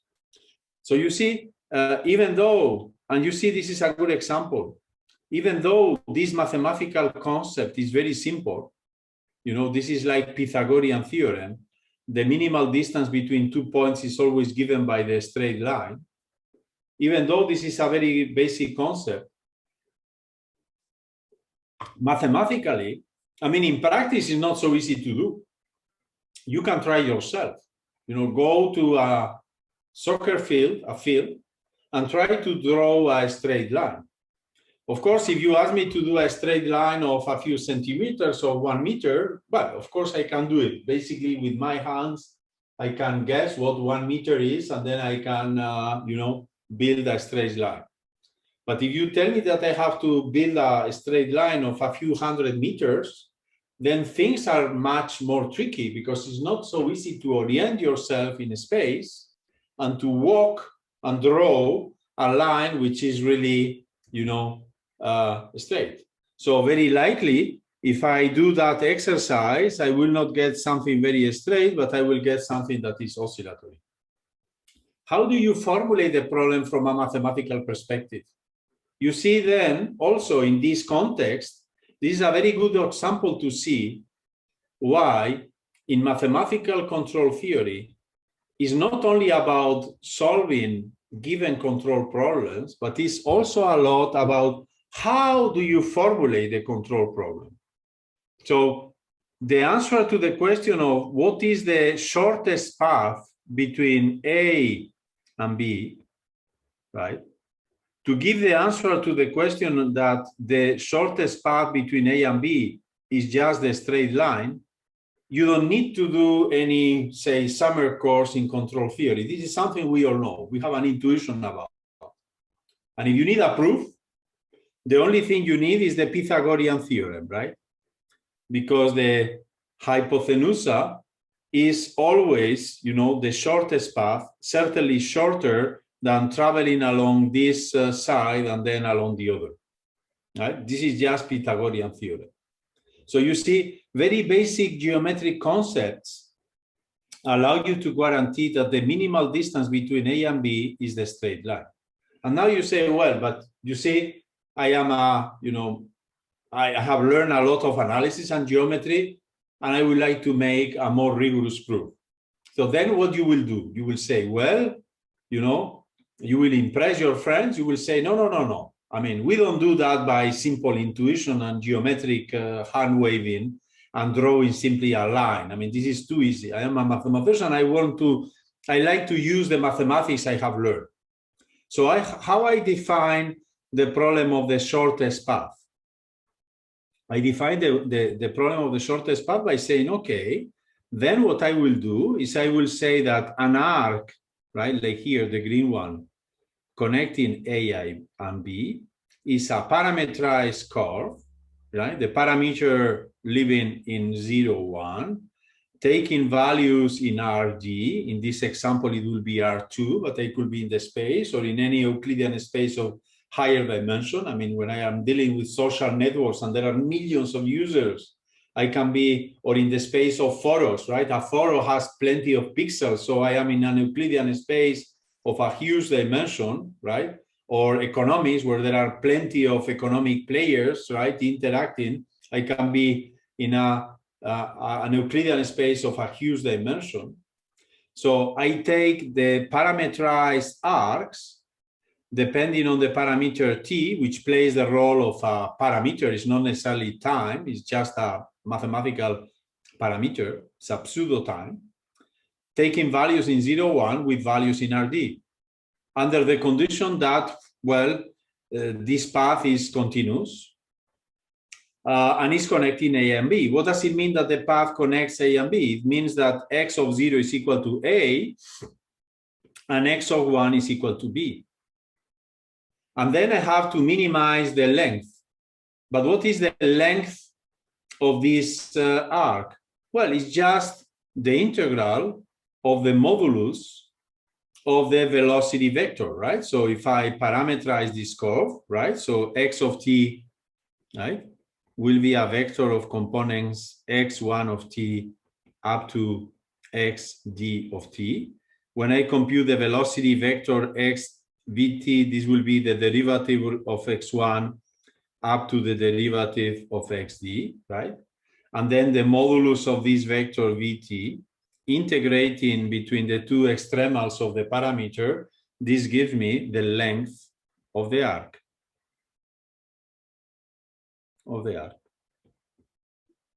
Right? Connecting A and B.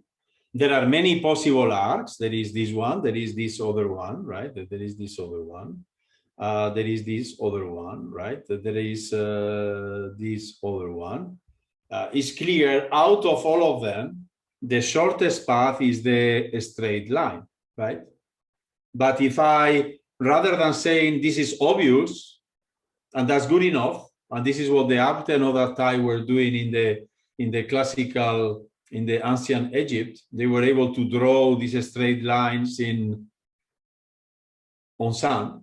They were very good at this. They didn't do a master in applied mathematics. They didn't know the calculus of variation. It was not invented yet.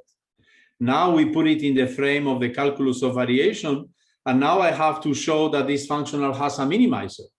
Now, because I am a mathematician, and I have decided to work in this sophisticated context of the calculus of variation, now I have to show that there is a minimizer. Okay, then I say, well, I take the book on the calculus of variation, and then this was something that Hilbert, this was part of the program of Hilbert, who said, well, if you want to solve partial differential equations in mechanics, because mechanical systems often follow the law of minimal energy, you should employ the calculus of variation, and then you will see how easily you are able to build solutions of partial differential equations as minimizing energies. He said, in order to do that, you should use Hilbert spaces. Hilbert spaces are those that are given by scalar products, right? And then in these spaces, you are very lucky because bounded sequences, they have weakly converging subsequences.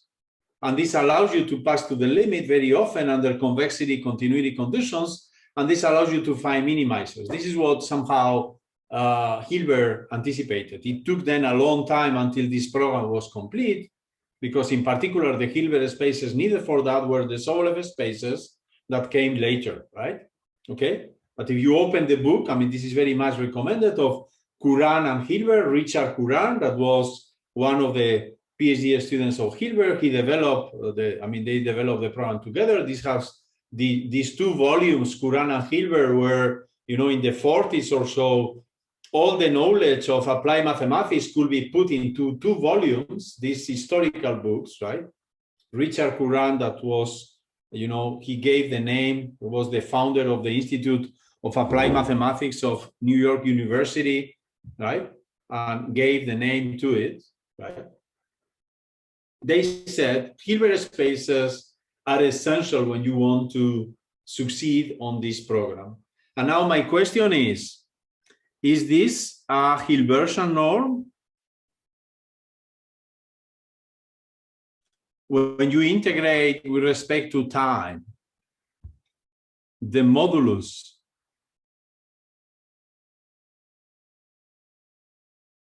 is this a Hilbertian norm?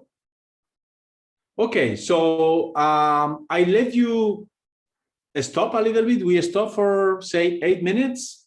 It's now 10:07 here, so I think for you it will be what? It's 4:07 maybe.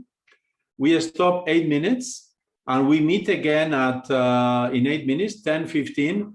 Please, in this time, try to come out with the answer. Is this a space, a Hilbert space, in which I can apply the techniques of the calculus of variation, or I am getting trapped into something more complicated? Okay, we start again in 8 minutes. Thank you for your attention.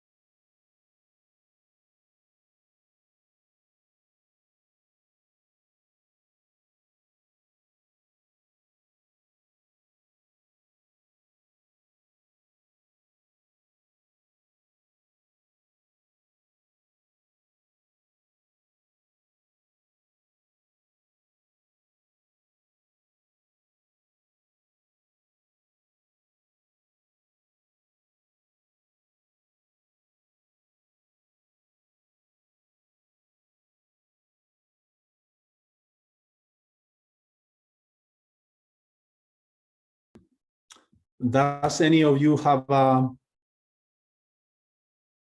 answer to this? Can you please tell me, is this a Hilbertian norm?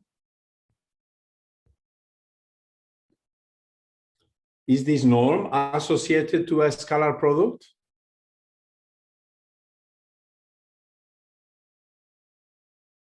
So when you are in a Ren, when you are in, say, R2, right? And you have vectors. Is this, someone said that this is a Hilbertian norm. Yeah, it's a Hilbertian norm, right? But this is not really, you know, given by a scalar product. This is the square root, right? So the space that this induces is not a Hilbert space. So you see, you are in R2. R2 is a vector space. I mean, we all know this, right? So it's just the space of vectors, x1, x2. That's a very simple concept, and we represent it on the plane. This is a vector space. But then I ask you, is this a Hilbert space? Well, it doesn't have a meaning. The question doesn't have a meaning if you don't tell me what the norm is. And then in R2, right? You can take the norm, right? The Hilbertian norm, power 1/2, or you can take norms like, you know, for instance, the sum of the absolute values. This norm here, right? This norm here is Hilbertian. This norm here is not Hilbertian. Is this now a Hilbertian norm? Well, you see that from this perspective, that at every time I take in the norm, you say, oh, if you take the Euclidean norm here, which is the one that endows the space R2 with an Euclidean and Hilbertian structure, then you say this is a Hilbertian norm. But what I'm doing then on time? In time, I am integrating the norm with respect to t. And when I integrate the norm with respect to t,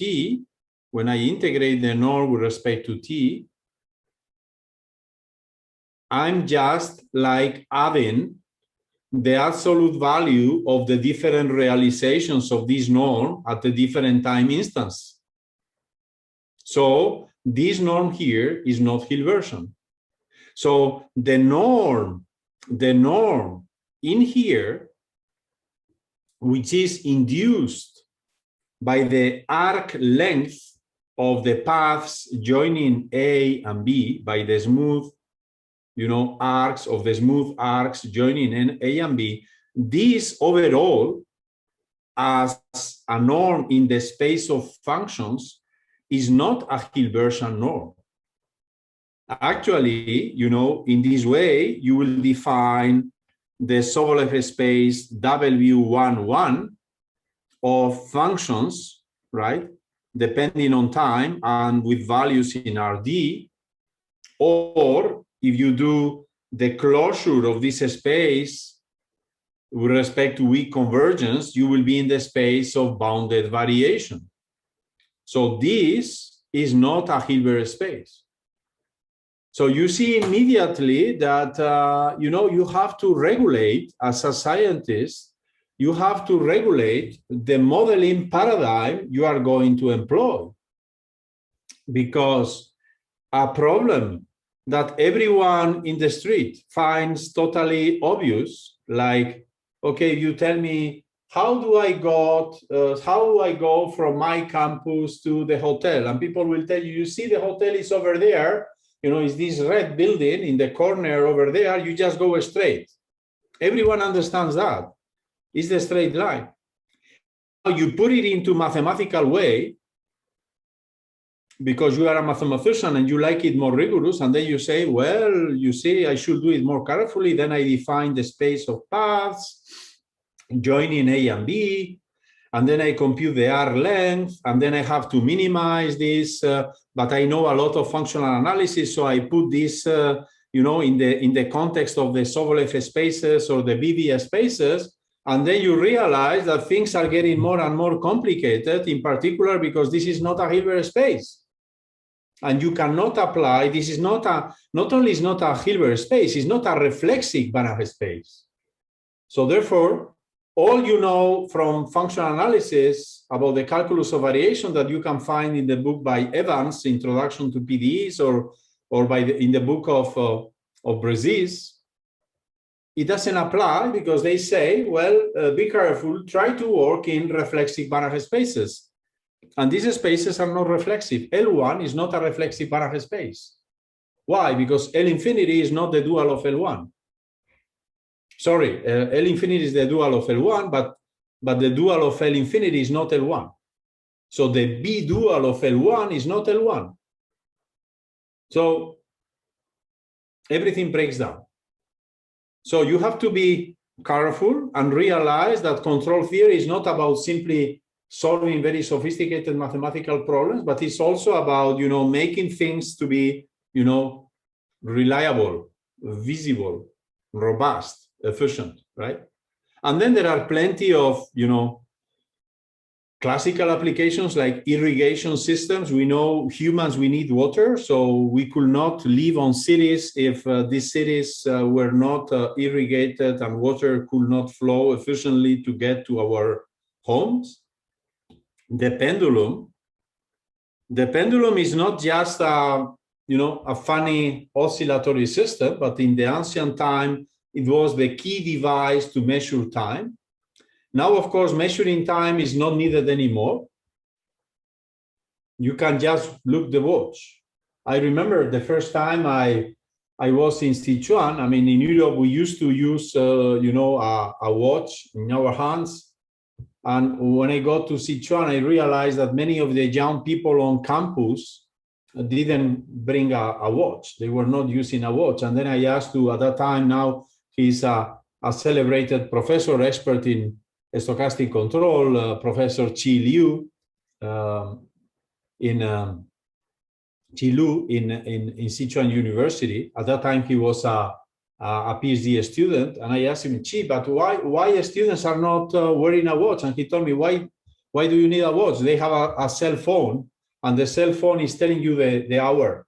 It's telling you not only the hour, it's telling you the temperature, it's telling you where you are, it's telling you when is the next bus to the second campus, to the new campus, right? It's telling you where are the supermarkets, where are the restaurants. So it's telling you everything. So you don't need a watch anymore. This is useless. You can use it for decoration, but you don't really need it. But in the 17th century, measuring time was not so easy, right? There was not such a watch. There was not a cell phone, iPhone or Huawei, doesn't really matter, to tell you in real time what the time is. And so that phones are even more intelligent than classical watches. In classical watches, you change continent and then you have to regulate the hour, right? Say, oh, it's China. China is 6 hours ahead, right? So I have to change hour from 11 to 5 p.m. But if I travel to America, then I have to go 5 back. No. With these modern phones, the phone will immediately realize in which continent you are and will be adapted immediately. So you can rely, right? You need to take care of, regulating the hour every time you are traveling from one place to another. Your alarm is set at 7 a.m. It will also work, when you move elsewhere. It will be 7 a.m. in that new place, okay? But at that time, this was not so easy. So they have to build isochronous penduli that were able to oscillate in a purely periodic manner.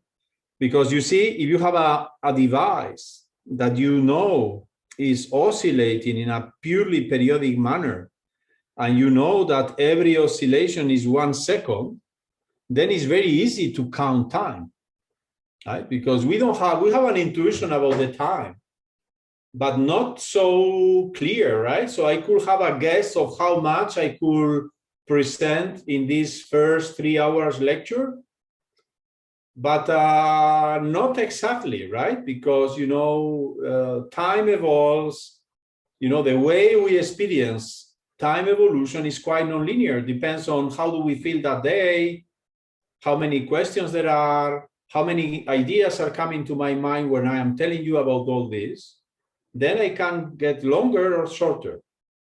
So if you have a pendulum that is completing an oscillation every 1 second, then it's very easy to count time, because I will simply count how many oscillations, 1 oscillation, 2 oscillations, 36 oscillations, then you know what it is.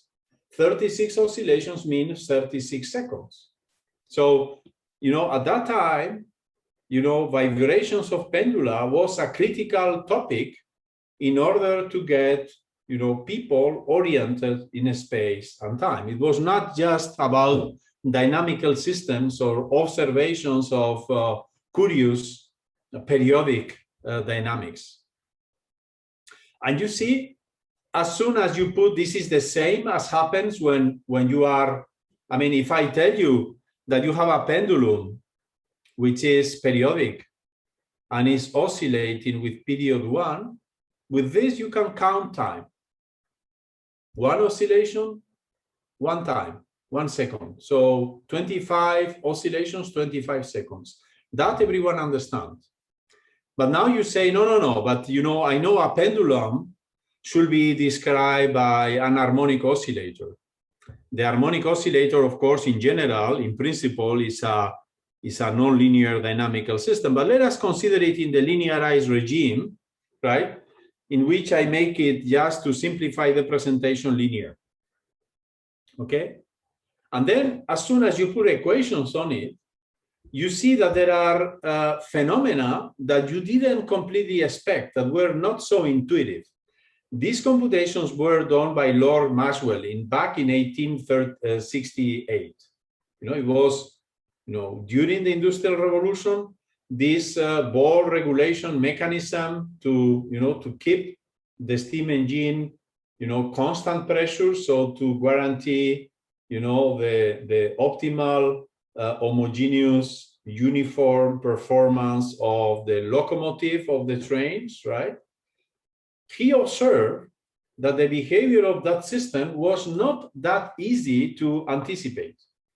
Actually, what he observed is that mechanisms that were very simple were working quite well, while other mechanisms designed very carefully to be working very well didn't work so well. So in some sense, the performance, what they observed is that the performance of the systems was not going always up. It actually had, critical switching points in which the system was not performing better anymore, but was slowing down. This is, of course, related to this idea of fluctuations we mentioned before. And this is when, when you look to economies, you cannot keep the economy going up and up and up and up all the time. There are always crises, right? That could be related to a virus, to an earthquake, to another catastrophe, could be related to international affairs, a crisis, this is like, the chaotic effect, right? That something occurring very far eventually can have an impact also on you, right? That you could not really anticipate. So many systems behave, in this non-monotonic manner.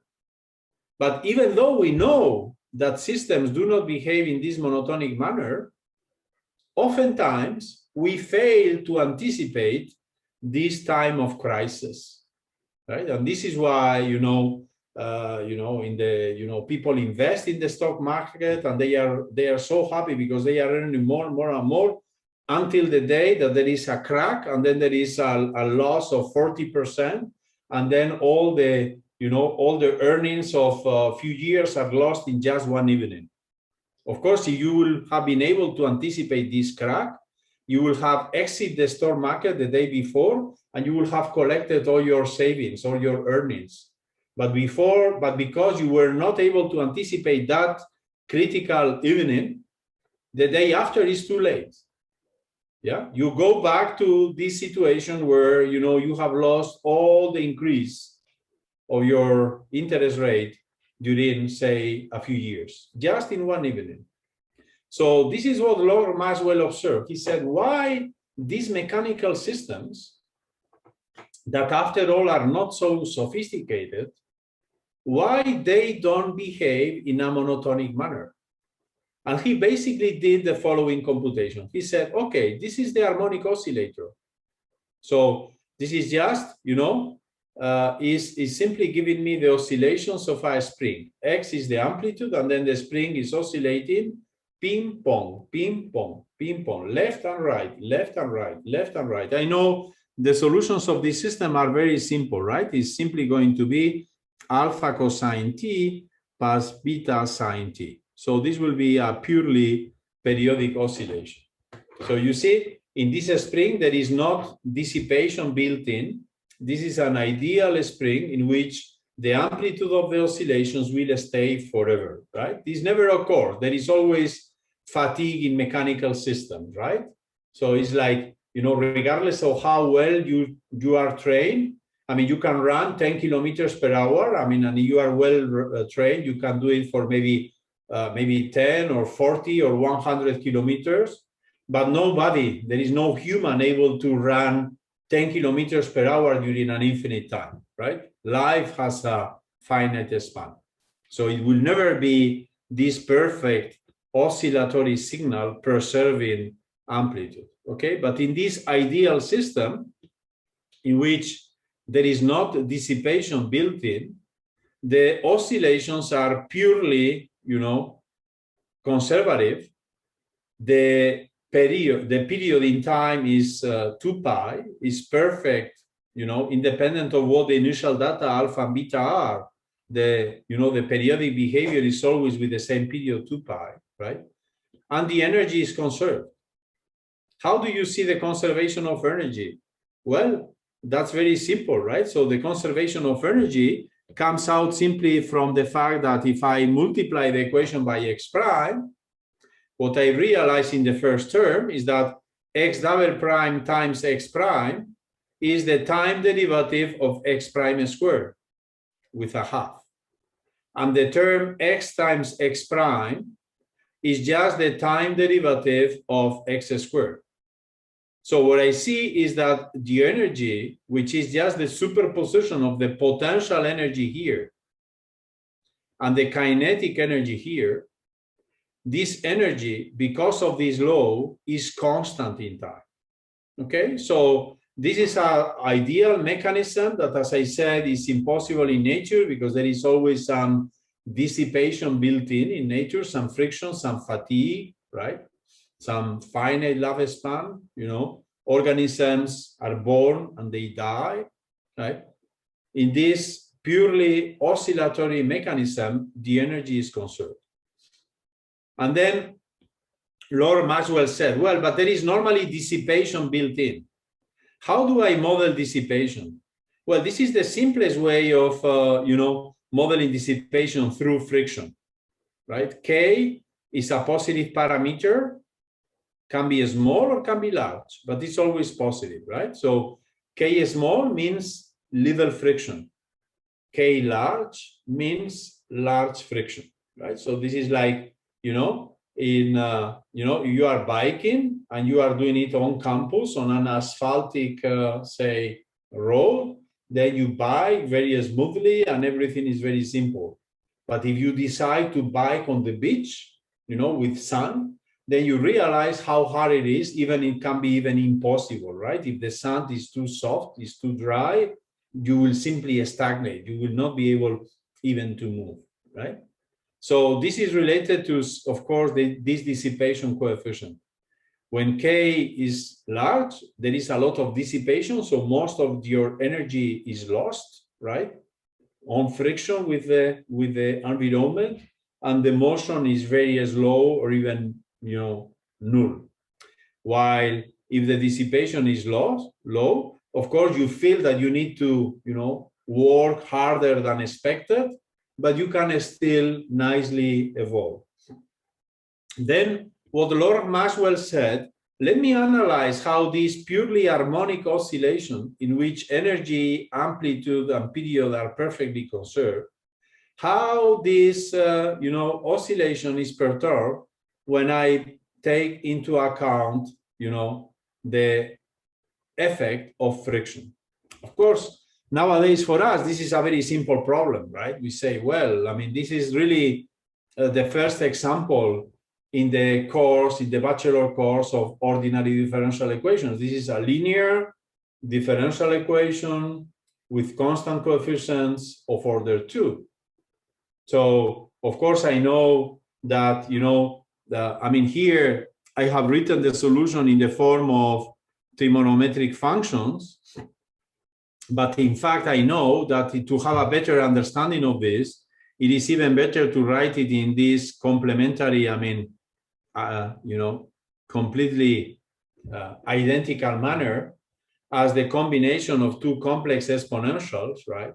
And we know that I and minus I are just the roots of the corresponding characteristic polynomial, which in this case is going to be simply lambda squared plus 1 equals 0.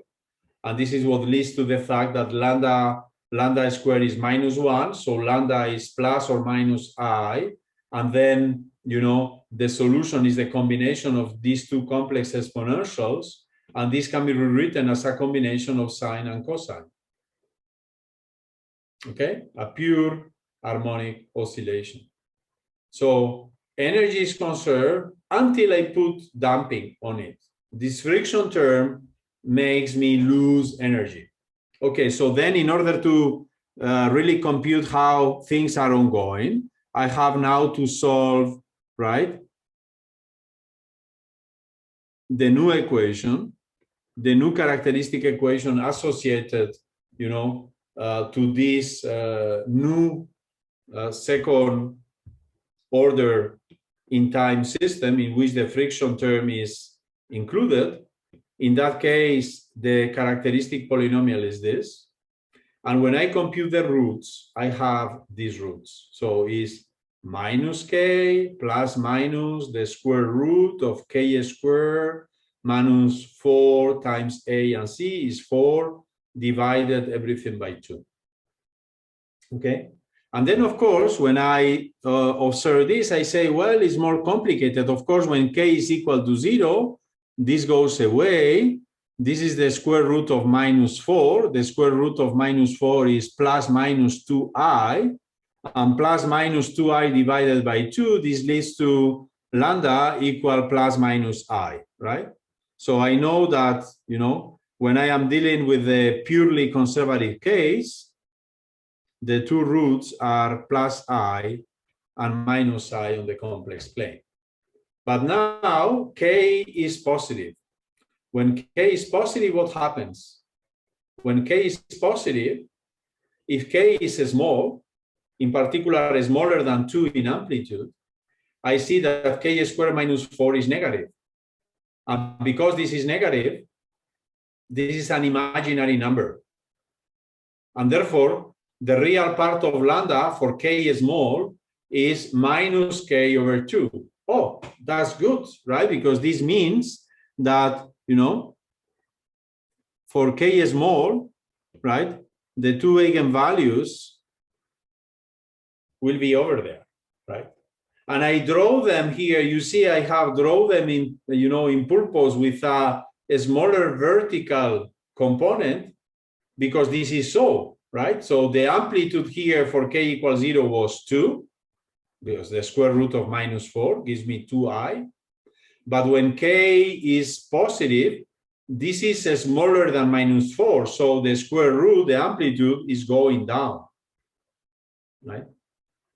And then when you keep k increasing, you see that, the real part keeps going to the left, and the amplitude on the imaginary component is slowing down. Well, you are still very happy because you see I increase k, and then what does it mean that the real part is minus k over 2? It means that, I am moving from a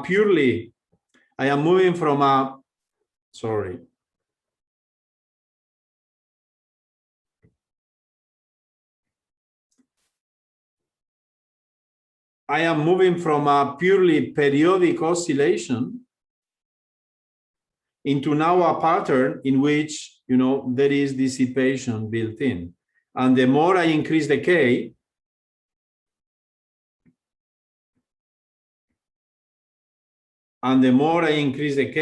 right,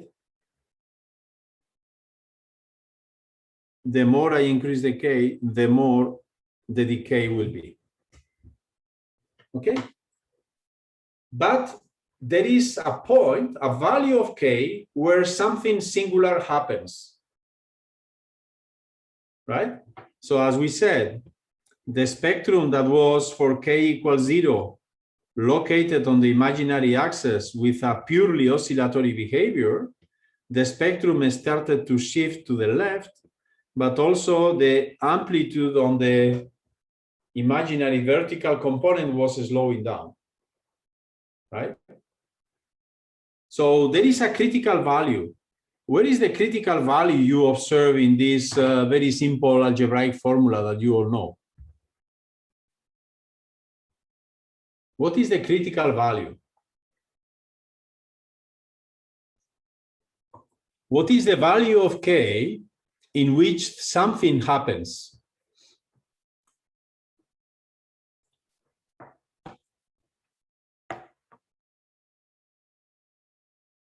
Do you see here that when k reaches a value, something happens with this square root term? As we said, for k equals 0, minus 4, k starts increasing. The amplitude of this number diminishes, but the number is negative. There is a value of k where this number becomes 0. What is this number? Is k equal 2. So when k equal 2, the two eigenvalues collapse. This occurs when, at the abscissa minus 1, corresponding to k equal 2. The two eigenvalues that were different, they start getting closer and closer and closer when traveling to the left until you reach the value k equal 2 where they collapse. In this case, you generate a double eigenvalue. Okay, fine. And then you say, it doesn't really matter. I keep increasing k. So now you go beyond 2 and you go to 2.1, 2.5, 3, and so on.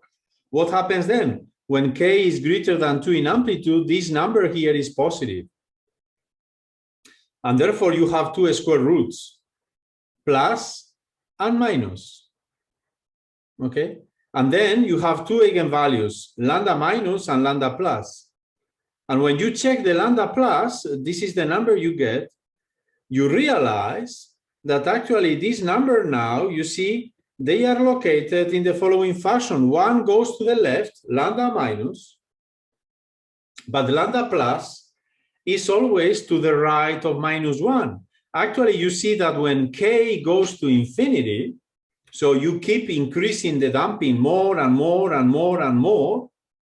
And when you increase damping, you see that the real part of lambda plus is going to 0. So the stability of the system is being lost.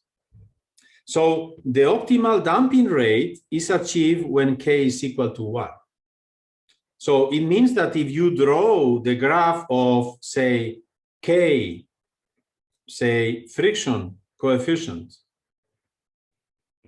versus decay rate, you realize that the graph is doing something like this and is saturated when k is equal to 1. So meaning that against our very first intuition, it is not true that the stability of the mechanical system is endless increase by increasing the amount of damping you are putting onto the system. And this is why the example of the car driver that in the presence of some, unexpected sudden effect breaks down the car with an infinite force to stop the motion, instantaneously. This is not the smartest action. Why? Because it is true that you are stabilizing very, very strongly the lambda minus eigenvalue, but simultaneously you are destabilizing very much the lambda plus component. And our intuition is simply focused on lambda minus, we are missing the lambda plus. Okay, so there is here a saturation effect, right, which is again related to the complexity of control mechanisms, in the sense that we can claim through this example that even the simplest mechanical systems that we can control efficiently according to our intuition, the intuition is good enough for small perturbations, right? You see that when K is positive but little, our intuition is fine. If I put more and more friction, the system is more and more stable, but our intuition works only locally. Our intuition is linear, right? We are working like the inverse function theorem or implicit function theorem. We are working on non-linear local variations of a planar world. But our intuition is not good enough when we go into large deformations. And therefore, we can see out of these examples that even in the simplest mechanical systems, even when the systems under consideration are controllable, in this case, they are stabilizable, because I was able to move from a purely oscillatory dynamics into an a stable converging to zero dynamics. Even in those cases where our intuition is right, it's very hard to guess that there might be a saturation effect. And this is what is called in engineering overdamping, right? Right? Why overdamping? Is because, you have damped too much, right?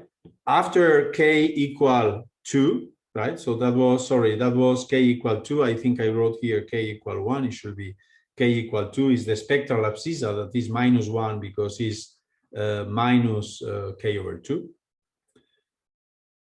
So after K equal 2, all you do will not benefit the stability of the system because one of the components is destabilized, right?